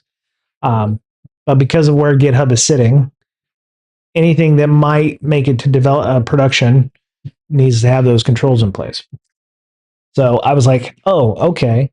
And so I don't want to say it's given me an insight into being a developer, but it's really given me more empathy for developers and some of the bullshit that they got to go through to sometimes get stuff just into production. So you have my sympathies. All right, so we have our main.py. Okay, so we've got that. That's good. Can expand that and see what's going on here. All right, so we're removing deadlines. So back in the past, when instability was going on, I had Sonnet and Haiku adding some kind of timer or some kind of system that would be like, oh, it's been 900 seconds. The book is still processing. Is it busted? Is the worker busted? And this was before I finally learned from Opus that concurrency doesn't work, right? So if I had 2 or 3 PDFs going on at the same time and they were a couple of 100 pages a piece, of course they're going to hit that 900-second threshold, because it's going to take several hours for each book to finish, because I'm trying to process 6 books at the same time. So now that I've gotten rid of the concurrency, I've got rid of the needless and useless complexity that never would have worked in the first place, because I found out neither one handled concurrency well or parallelization. Things work better now and are more stable. So should I have figured that out earlier? I just kind of assumed that parallelization and concurrency worked in 2026 for everything. That's not the case. It's not the case. I also found out that sometimes using a different version of the same thing is not always the best. Dockling has that VLM I think I mentioned the last time. I had a hell of a time trying to get it to work. Now, should I try implementing it with Opus instead of trying it with Sonnet or Haiku? Probably. It may make things faster. I don't know, but just the investigations I had with Opus was like, yeah, maybe you want to talk about that later. So I think I have a backlog item for that. So what do we got here? Verify off tick verification, no slow ticks, right? Doc verified to be done after the restart. Okay. Some of this is can it gracefully restart or gracefully shut down without wiping things? So you see the 97,000 I've got here. I processed all these within the last, I think, 3 or 4 days, because Um, I may have something happened and I ended up having to shut down. And what was that? I was doing something that required potentially to upgrade to OSX 26. So I'm off of 15 now and I'm on 26, which I'm actually happy that I waited as long as I did so everything stabilized. But there was a piece of software I would have needed. I think it was the OrbStack stuff. If I wanted to use OrbStack and all of the bits in it, I had to upgrade to OSX 26 because there was some metal stuff that got added in OSX 26. So I upgraded to that. And then I found out, oh, that shit wasn't going to work anyway. And it cost money. So I was like, okay, yeah, nah. I can't go back to 15. So I'm kind of stuck on this, but that's okay. I'm using 26 at work too. So, all right. So we're committing L1 or I1. I1. I need a serif font. It still has PDF splitter. I tried a couple of times to get it to change all of my names from that to Darkly, but it wouldn't do that. So I just kind of left it. Orchestrator never blocks, moves back end. Yeah. Okay. Verify 0. Okay. Epic stability consolidation. All right. So we're pushing 538 issues. Nice. Nice. Damn, burning through my tokens like a mofo. Well, when I'm out of tokens, I'm off the stream. So, all right. Nah, we're not still 45%, are we? No shit. Okay. All right, we're doing pretty good. Damn, that's bright. Maybe I should. That's not, incognito. That's a lie. That's a lie. Hold on. Let me go into settings. I normally leave that on white for daytime. General.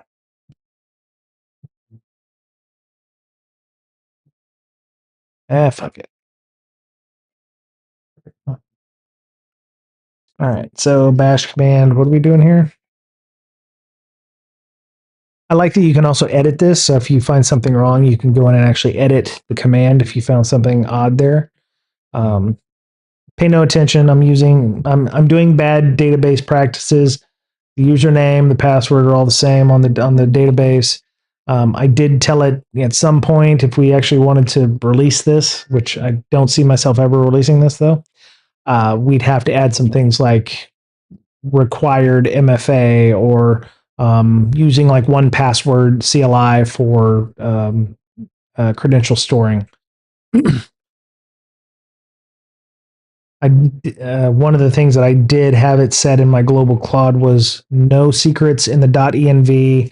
.env files are automatically get ignored because I don't want Python env files uploaded to GitHub. Even though this is a private repo, I don't want to have any kind of thing like that.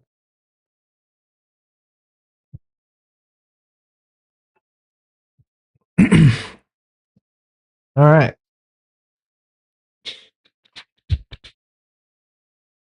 All right, we're getting there.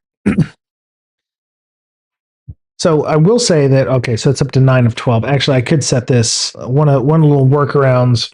I wanted to add like an auto refresh function to the website, but I already have the refresh button up here if I want to do it manually, and it already bypasses the cache anyway.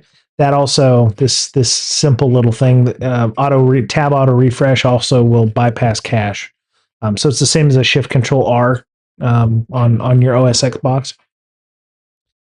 So you the majority of the book processing is the initial extraction of the text, the embedding, the image processing that still exists with clip.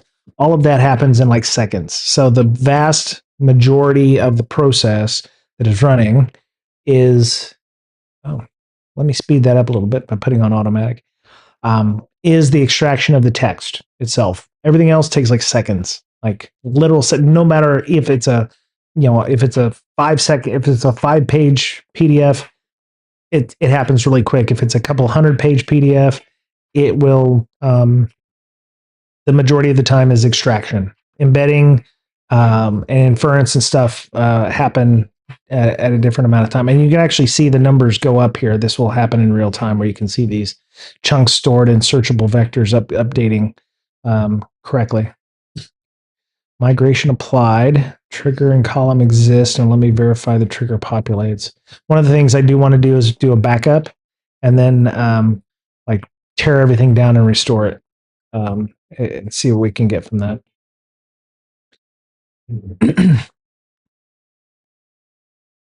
Backups and restorations.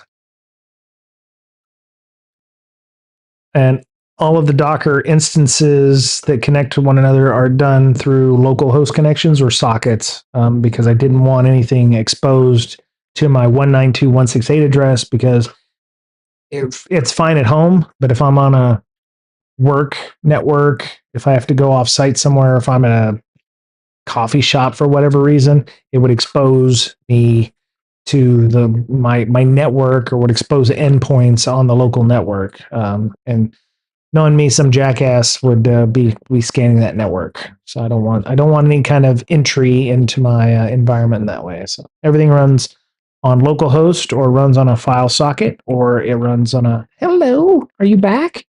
What's up? All right, come here. There you go. Meow. All right, progress is liveness. I swear I didn't tell it to say liveness. It's saying some weird shit there. 2 solid increments on the P1 epic this turn, both live verified. Move the 2 blocking calls. Okay, off the synchronous tick into a daemon maintenance thread. Tick now only bounded Postgres operations. Dispatch reads cached backend health. Good. All right. Verified. Dispatch continues off tick. Verify still marks docs done. 0 slow tick warning. Okay. And then added a jobs.last progress at and an after insert trigger on job events that bumps it for every worker sourced event, including dockling poll, heartbeat. All right, 0 behavior change. It just records liveness. Live proof of why this matters. A job is signed 39 minutes ago, shows last progress at 5.7 seconds fresh. Claimed is not stalled. Decoupling that fixes both HJ86 and CNNP. Okay. I would ask it a lot when I would see something that was going for a long period of time. Hey, is this working? Is this not? Oh, it's done. There we go. All right. Process that book. Tales of the Lands, PDF, another 1,999 chunks. Or 1,991 chunks. So, and it updated that. I'm going to ask it for some graphs. I think on the logs page maybe, or the diagnostic, which one has the one? These are some controls that should be tweaking various aspects of the OCR or the image art skip. Added that so I can tweak the dockling and embedding process there. So, oh, yeah. There we go.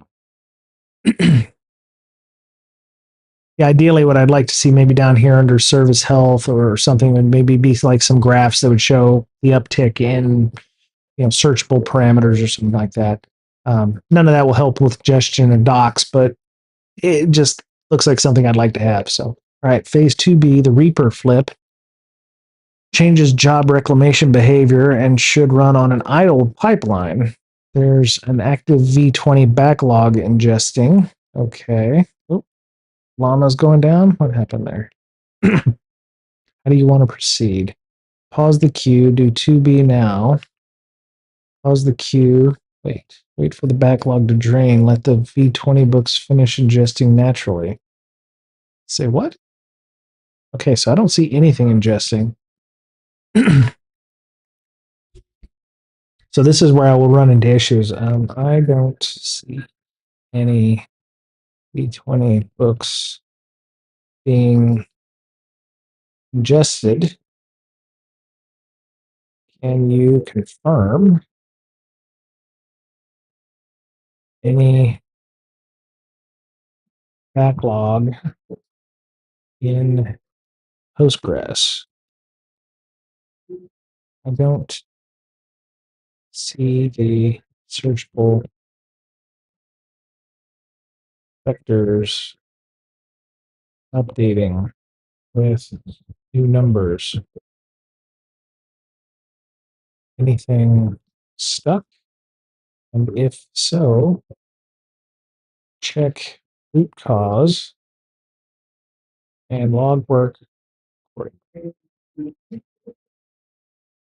Thank you. Oh, right, because I think it gets annoyed when I do this because it's like, oh, I asked these three questions or these three answers, and you've given me a fourth one that makes absolutely no fucking sense. So,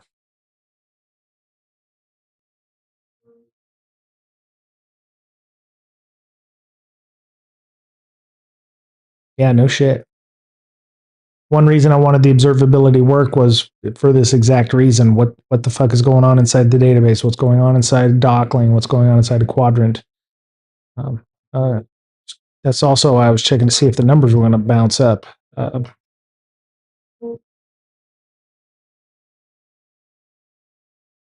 Now, am I programming? No, I'm not. I'm managing assets. Okay, good news. Nothing is stuck. Wait. Backlog finished. All 122 documents are done. Zero active jobs. Diagnostics show zero in flight. The vectors stopped changing because ingestion completed, not because it wedged. I've been confirmed the vectors are all there and nothing silently failed. Okay.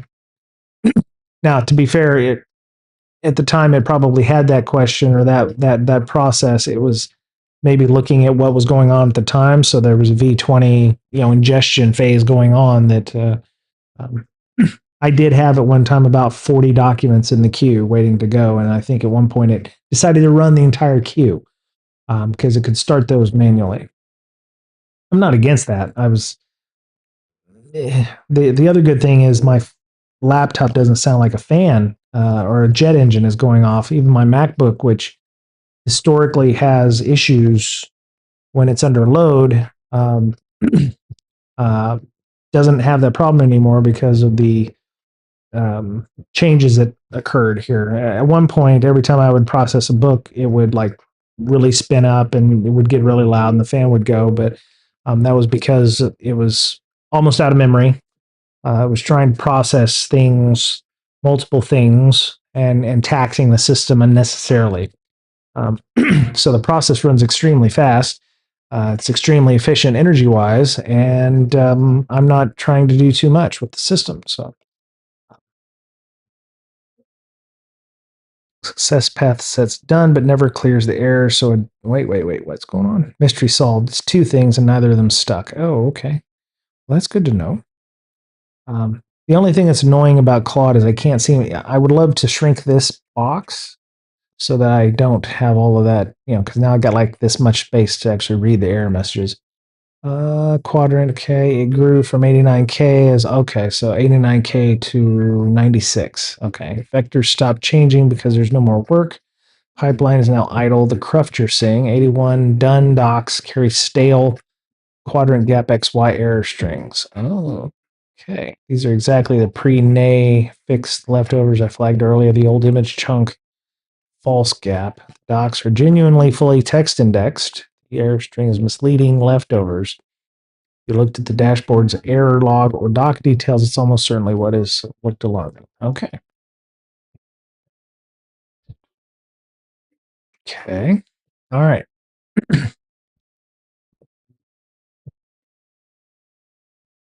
And some of this is just I'm going to have to learn this system because I don't want to say I've made it needlessly complex, but it is a fully functional it is a fully functional ingestion system with a complete telemetry and logging event system down here, as well as so here's the back end health. This is the orchestrator saying nah, bruh, nah. I may actually, if this is good enough, I may have it move these logs into the live log output. See if I don't want it to log things twice. It's a little weird. So, hello. What's going on here? Whoa. Okay. Wedged and desynced. Oh, okay. So we're updating things as we go along. Okay. Okay. Well, that number's going down. So what happened here?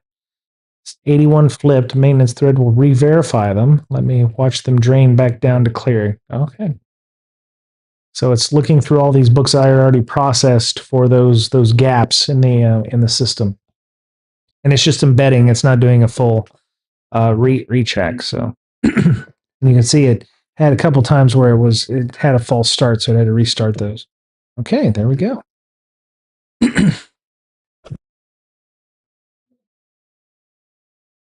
The other thing I like about Claude is it will set a watchdog for you, and it won't use tokens. Because one of the things I was like, I want you to be watching things or be able to watch things or be able to monitor things, but I don't want it to cost me fucking tokens every time you're going to be, banging on something. So all 81 cleared on the first pass, 122 done, zero errors. All right, yeah. All right, so it's committing. All right, on a clean verify. All right. Okay, excellent. Very good. Very, very good. All right.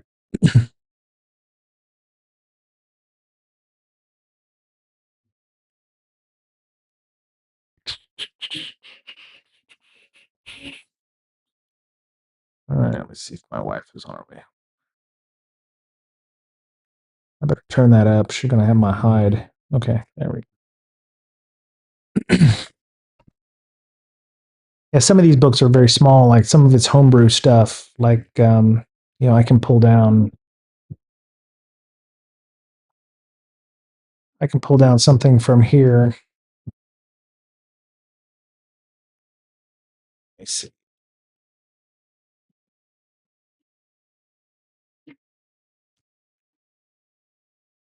Pull down something with, something meaty that has a lot of good content in it. Let's see. Updated. Pestilence. Nah, it's all good. Class Wizard, 36 pages. Yeah, that's probably good enough. Oh, official spells. Okay, let's grab that one.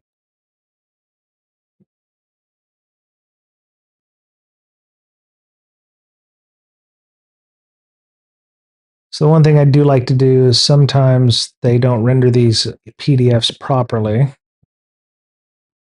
or I need to do it inside of a Chromium. There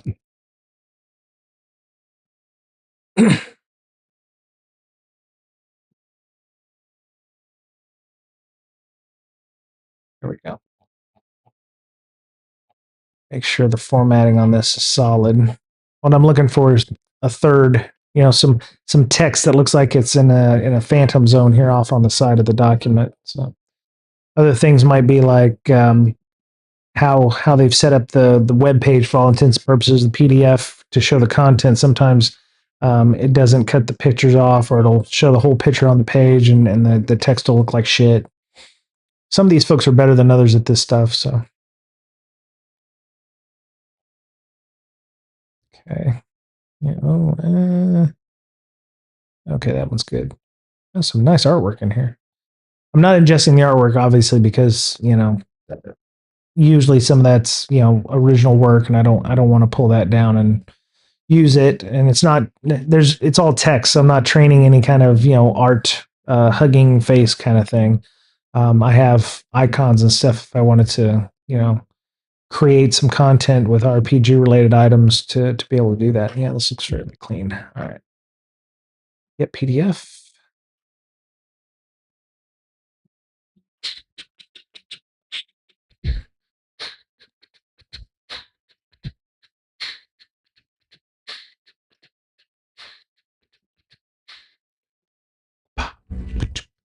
Oh, all right. So I'm gonna just save this because having it do the preview thing would be a pain in the ass. Yeah, there we go. Don't know why it puts dashes in front of that.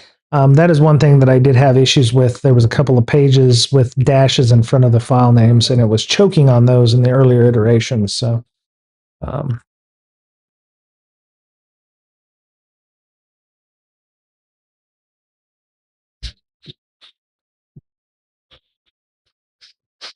downloads, spells, copy,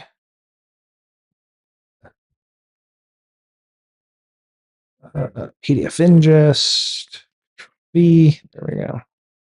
And we'll go back to, all right, minimize, close that bad boy. All right, so silver lining for the Epic. You correctly noted no V20 books were in flight. That means the pipeline is now genuinely idle, which is exactly the condition we needed for phase 2B, the Reaper flip. The wait for idle blockers cleared one meet. Yes, please. Continue. Yes, please. Continue. Epic 2B. All right. I can close that. I can close that. And then I can go look over here, refresh. There's the file.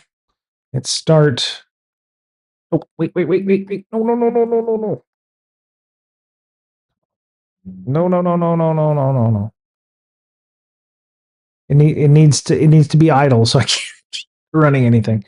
It did say it failed, but I can always requeue it later on. I do need to figure out why this retry button won't work, but or retry all won't work, but retry will. So.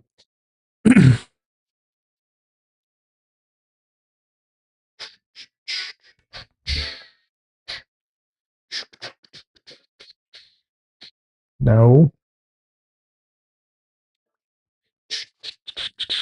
Oh, all right, Digital Warhead. Have a good night. If you said that like 20 minutes ago, I apologize. Again, one screen. If I had multiple screens, that'd be not a problem. But all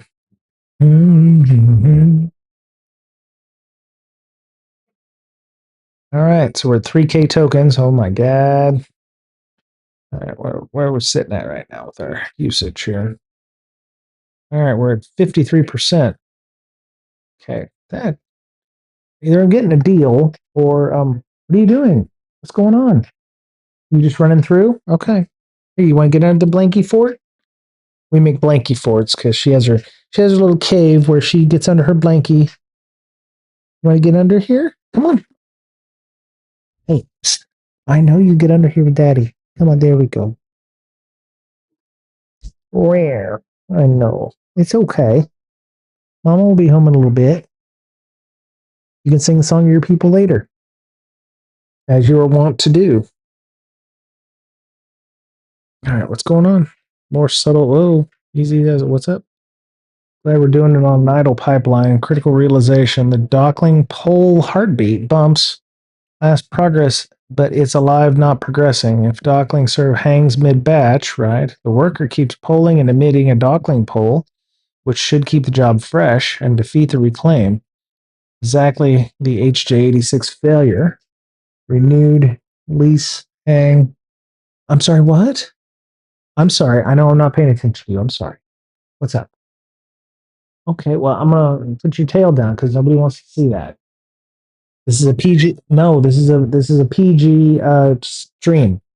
We don't see buttholes on here. Okay, we're not an OnlyFans. I don't play like that. You know. So there you go. Okay. I know you can get up here with Daddy. It's fine. And sit here. Yeah. All right. Yes, look at that. Oh my goodness. Scratch that head. There we go. All right. Let's see what's up.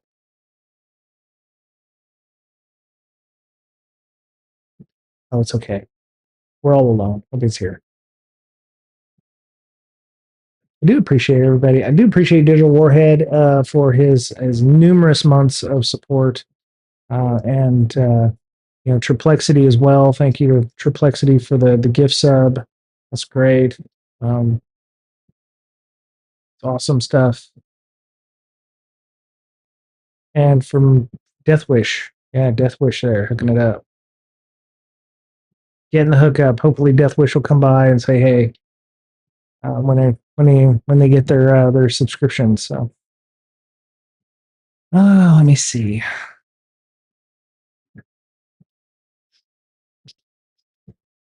All right, burning through 2,200 tokens. We're north of 25 now. 26. Ooh, it's gonna be big. And oh, now the fan's starting to run on the MacBook now.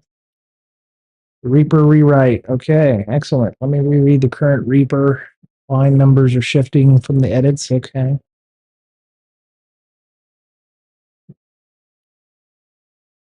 Now replace the lease expiry plus stale heartbeat reclaim. Okay. So we're going to remove about 100 lines of code. One of the things I want to do at some point is take an inventory of our Python files and maybe run Claude in a fresh session through to look at the Python files for code audit issues, see if there's any kind of security issues there or potential CWEs that might exist. Because it is writing a lot of code on its own. And a lot of the things I read about AI adoption is that the code has become unwieldy. Many branches or many logic areas inside the code go nowhere. And it's a nightmare to maintain. Like if a human went in there and looked at it, they'd be like, "What the fuck is all this? This doesn't actually do anything. This is zombie code. It's dead code." So one of the things I want to have Claude do at some point after we maybe get all these epics done and this stabilized is to go back in and do a code audit, or remove that. I If you're watching this VOD and you're like, Brian, why are you doing that? It's so much overhead, and you're not a real developer because you're asking code audits to be done by somebody. I wouldn't have I wouldn't necessarily know what to do with this. I could have it go in and add comments everywhere, which I'm not against. But I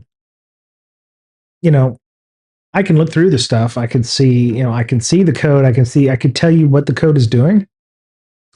I couldn't necessarily modify it. One of the reasons I'm having Claude build it, and I make no bones about that. I'm not writing code. I'm directing agents to build code for me.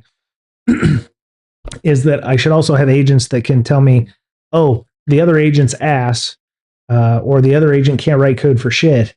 Here's what needs to be fixed. And it's almost like I'm talking, this Claude over here doesn't know what this Claude is doing. That's what I'm trying to look at here. So I've got a Docker compose bit. We're going to be futzing with the Postgres SQL server. Okay. Oh, all right. All right. I saw something the other day where somebody was using Docker to get around sudo commands. Like Docker will run with elevated permissions if you give it without sudo, and you can actually make changes inside of the OS on files that would normally require sudo access. All right. Yeah, we did some tests, unit tests. Fucking A, look at that. Excellent. I love unit tests. It's how you know shit works, right? Test A passed. Okay. That's the core win, reclaim now. Progress based, not heartbeat based. We did a lot of changes when we went from Dockling the library to Dockling server. It opened up additional API endpoints, which is one of the reasons I moved to that, because I wanted the telemetry. I wanted the logs. I couldn't do a lot with the Dockling Python library that was available because it's not my code. And I wanted to fork it, but Claude was like, yeah, it's kind of a pain in the ass because then you have to maintain what happened upstream. And it's like, maybe you should, it's like, it told me, it was like, maybe you should, create some PRs or you create some changes and then push those upstream. And then I was like, no, because the minute I do that, they'll know that you wrote it. And a lot of organizations don't want code, submissions from an AI. So nothing on you, Claude, but it was, I didn't want to invite anybody's ire. So that's why I was like, well, we'll just, move to Dockling serve and we'll add some code shims and some try accepts and, logging opportunities elsewhere to get what we need. Besides, Dockling serve also does per page ranges for things. So if I only wanted a document, and at some point maybe I'd want to do this, it'd be like I could ingest this document, but I only want the first 50 pages, or I only want the last 25 pages of this document. It'll actually do a page range where you can say that. Otherwise, you can say page range of 45 to 45, and it'll pull that. I'm guessing that's how it's doing the per page stuff, where it's like, okay, now process page 46, now process page 47, now process page 48. Um, the other thing I've realized as we're building these PDFs out is if I want to make manual changes to a document and actually have that functionality in the website here somewhere, I think it's in the library itself. Let me see. So I can go down here. And I want to say if there's any low confidence pages, it will log those. And I can go in and I can edit those. But I think I actually have an Epic or something where it will automatically allow me to edit any of the documents because, the OCR does a pretty decent job, especially a vision model. You can see that here on some of these. But some of these with more fancy ass fonts and stuff, it kind of chokes on them sometimes. And as you can see, I'm not like you saw with that. I'm not ingesting the pictures. You see the placeholders there. Yeah, because see, image not available. And I'm cool with that. I don't need the pictures, but let me see. Is there any place that this is actually much better quality than what the previous ones were? So yeah, you can see the editor, and I think at some point I'll actually have the ability in this UI to edit this document and save it. Or let's say something didn't come through very well, I can go to page 45. I can maybe take a screenshot of that and then put it into another system, grab that text, and then I can just upload it and tie it to that file, and it will embed those chunks because it doesn't matter where I put that in the document. It's just chunks of text, right? So it doesn't matter in what order you process the PDF. It's all searchable chunks of text. So I could put page 50 on page 200. It wouldn't matter except maybe where the areas intersect, but the text on that page 50 will show up regardless, right? So I can edit pages that had a low level of confidence on the document, but eventually I will be able to go in and I can modify these, like maybe some error in spelling or something like that. I can modify those accordingly. Wow, not bad for a scanned PDF. That did pretty good here. Did pretty good here. Let me see. Yeah, this is the Greyhawk. This was the Greyhawk supplement, which actually did really well. Yeah, that's impressive. It's impressive. I like that. Fantastic. Anyway, sorry. Resume orchestrator. All right, so test B proof is would reclaim 0. The progress stall reaper correctly that does not select a fresh progress job. Long legitimate phase is safe. Status flipping to ready. Was the FSCM healer correctly catching my synthetic worker mismatch? Test stall was freed in test A. What? You got to get up here and lay down. It's just you and me, and we're just fucking around, okay? I'm just let me see. Oh yeah, here's a Legends and Lore was one of the first ones I did because I was wanting to look at the. Yeah, so here you go. So the scanned PDFs do a little less good or better, whatever.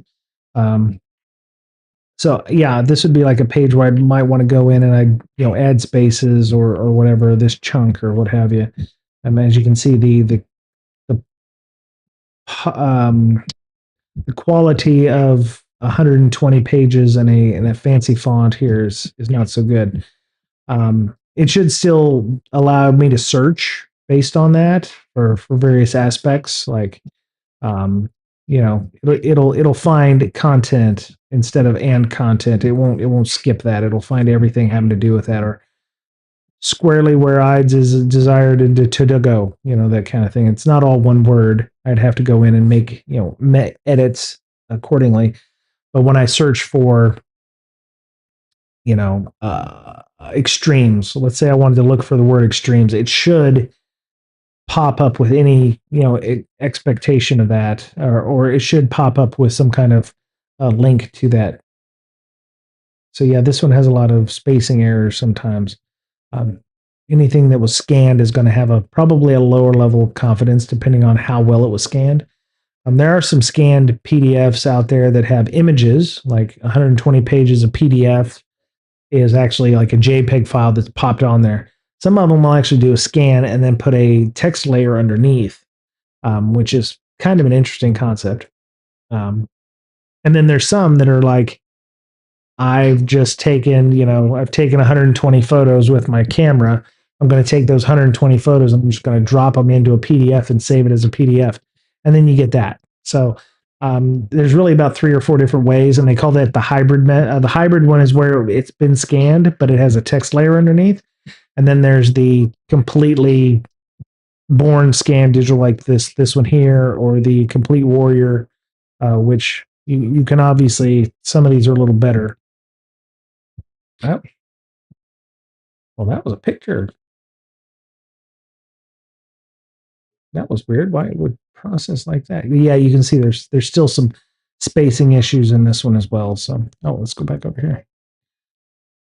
Okay. Pause, rerun the synthetic stall. Okay, so we're just in testing phase right now. So, and it is running. Is it running? Okay, so it's for I and the sequence. Uh, yeah, it's killing Postgres, and then it's executing ingest.jobs. Okay, cool. I definitely wanted to make sure that it had test cases because I wanted to be able to test that stuff independently. Only real bug was the decimal serialization fixed on doc 149 was pre 2B casualty. It's actually recoverable. Chunks exist. Let me redeploy.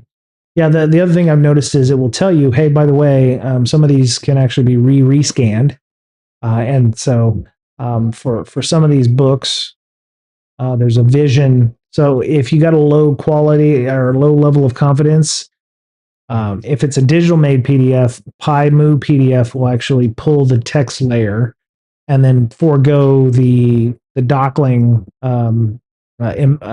process, the more full option.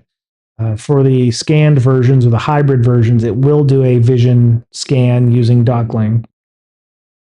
And if you decide you want to go back through, like this one's 91% OCR confidence, but there's lower ones here. This one is actually it found a text layer under the PDF. This is the hybrid one. So 0% with this PDF doesn't mean it's complete ass. It found a text layer underneath the images and was able to pull that data in this case. But you can see various levels of confidence on some of these going forward. Warrior was another one of those that had that capability. And this is the first edition's Legends and Lore. The one up here is the second edition Legends and Lore. But yeah, let's see, refresh. All right, we're good. Once this is all finished, I'll rerun the failed. Oh, okay.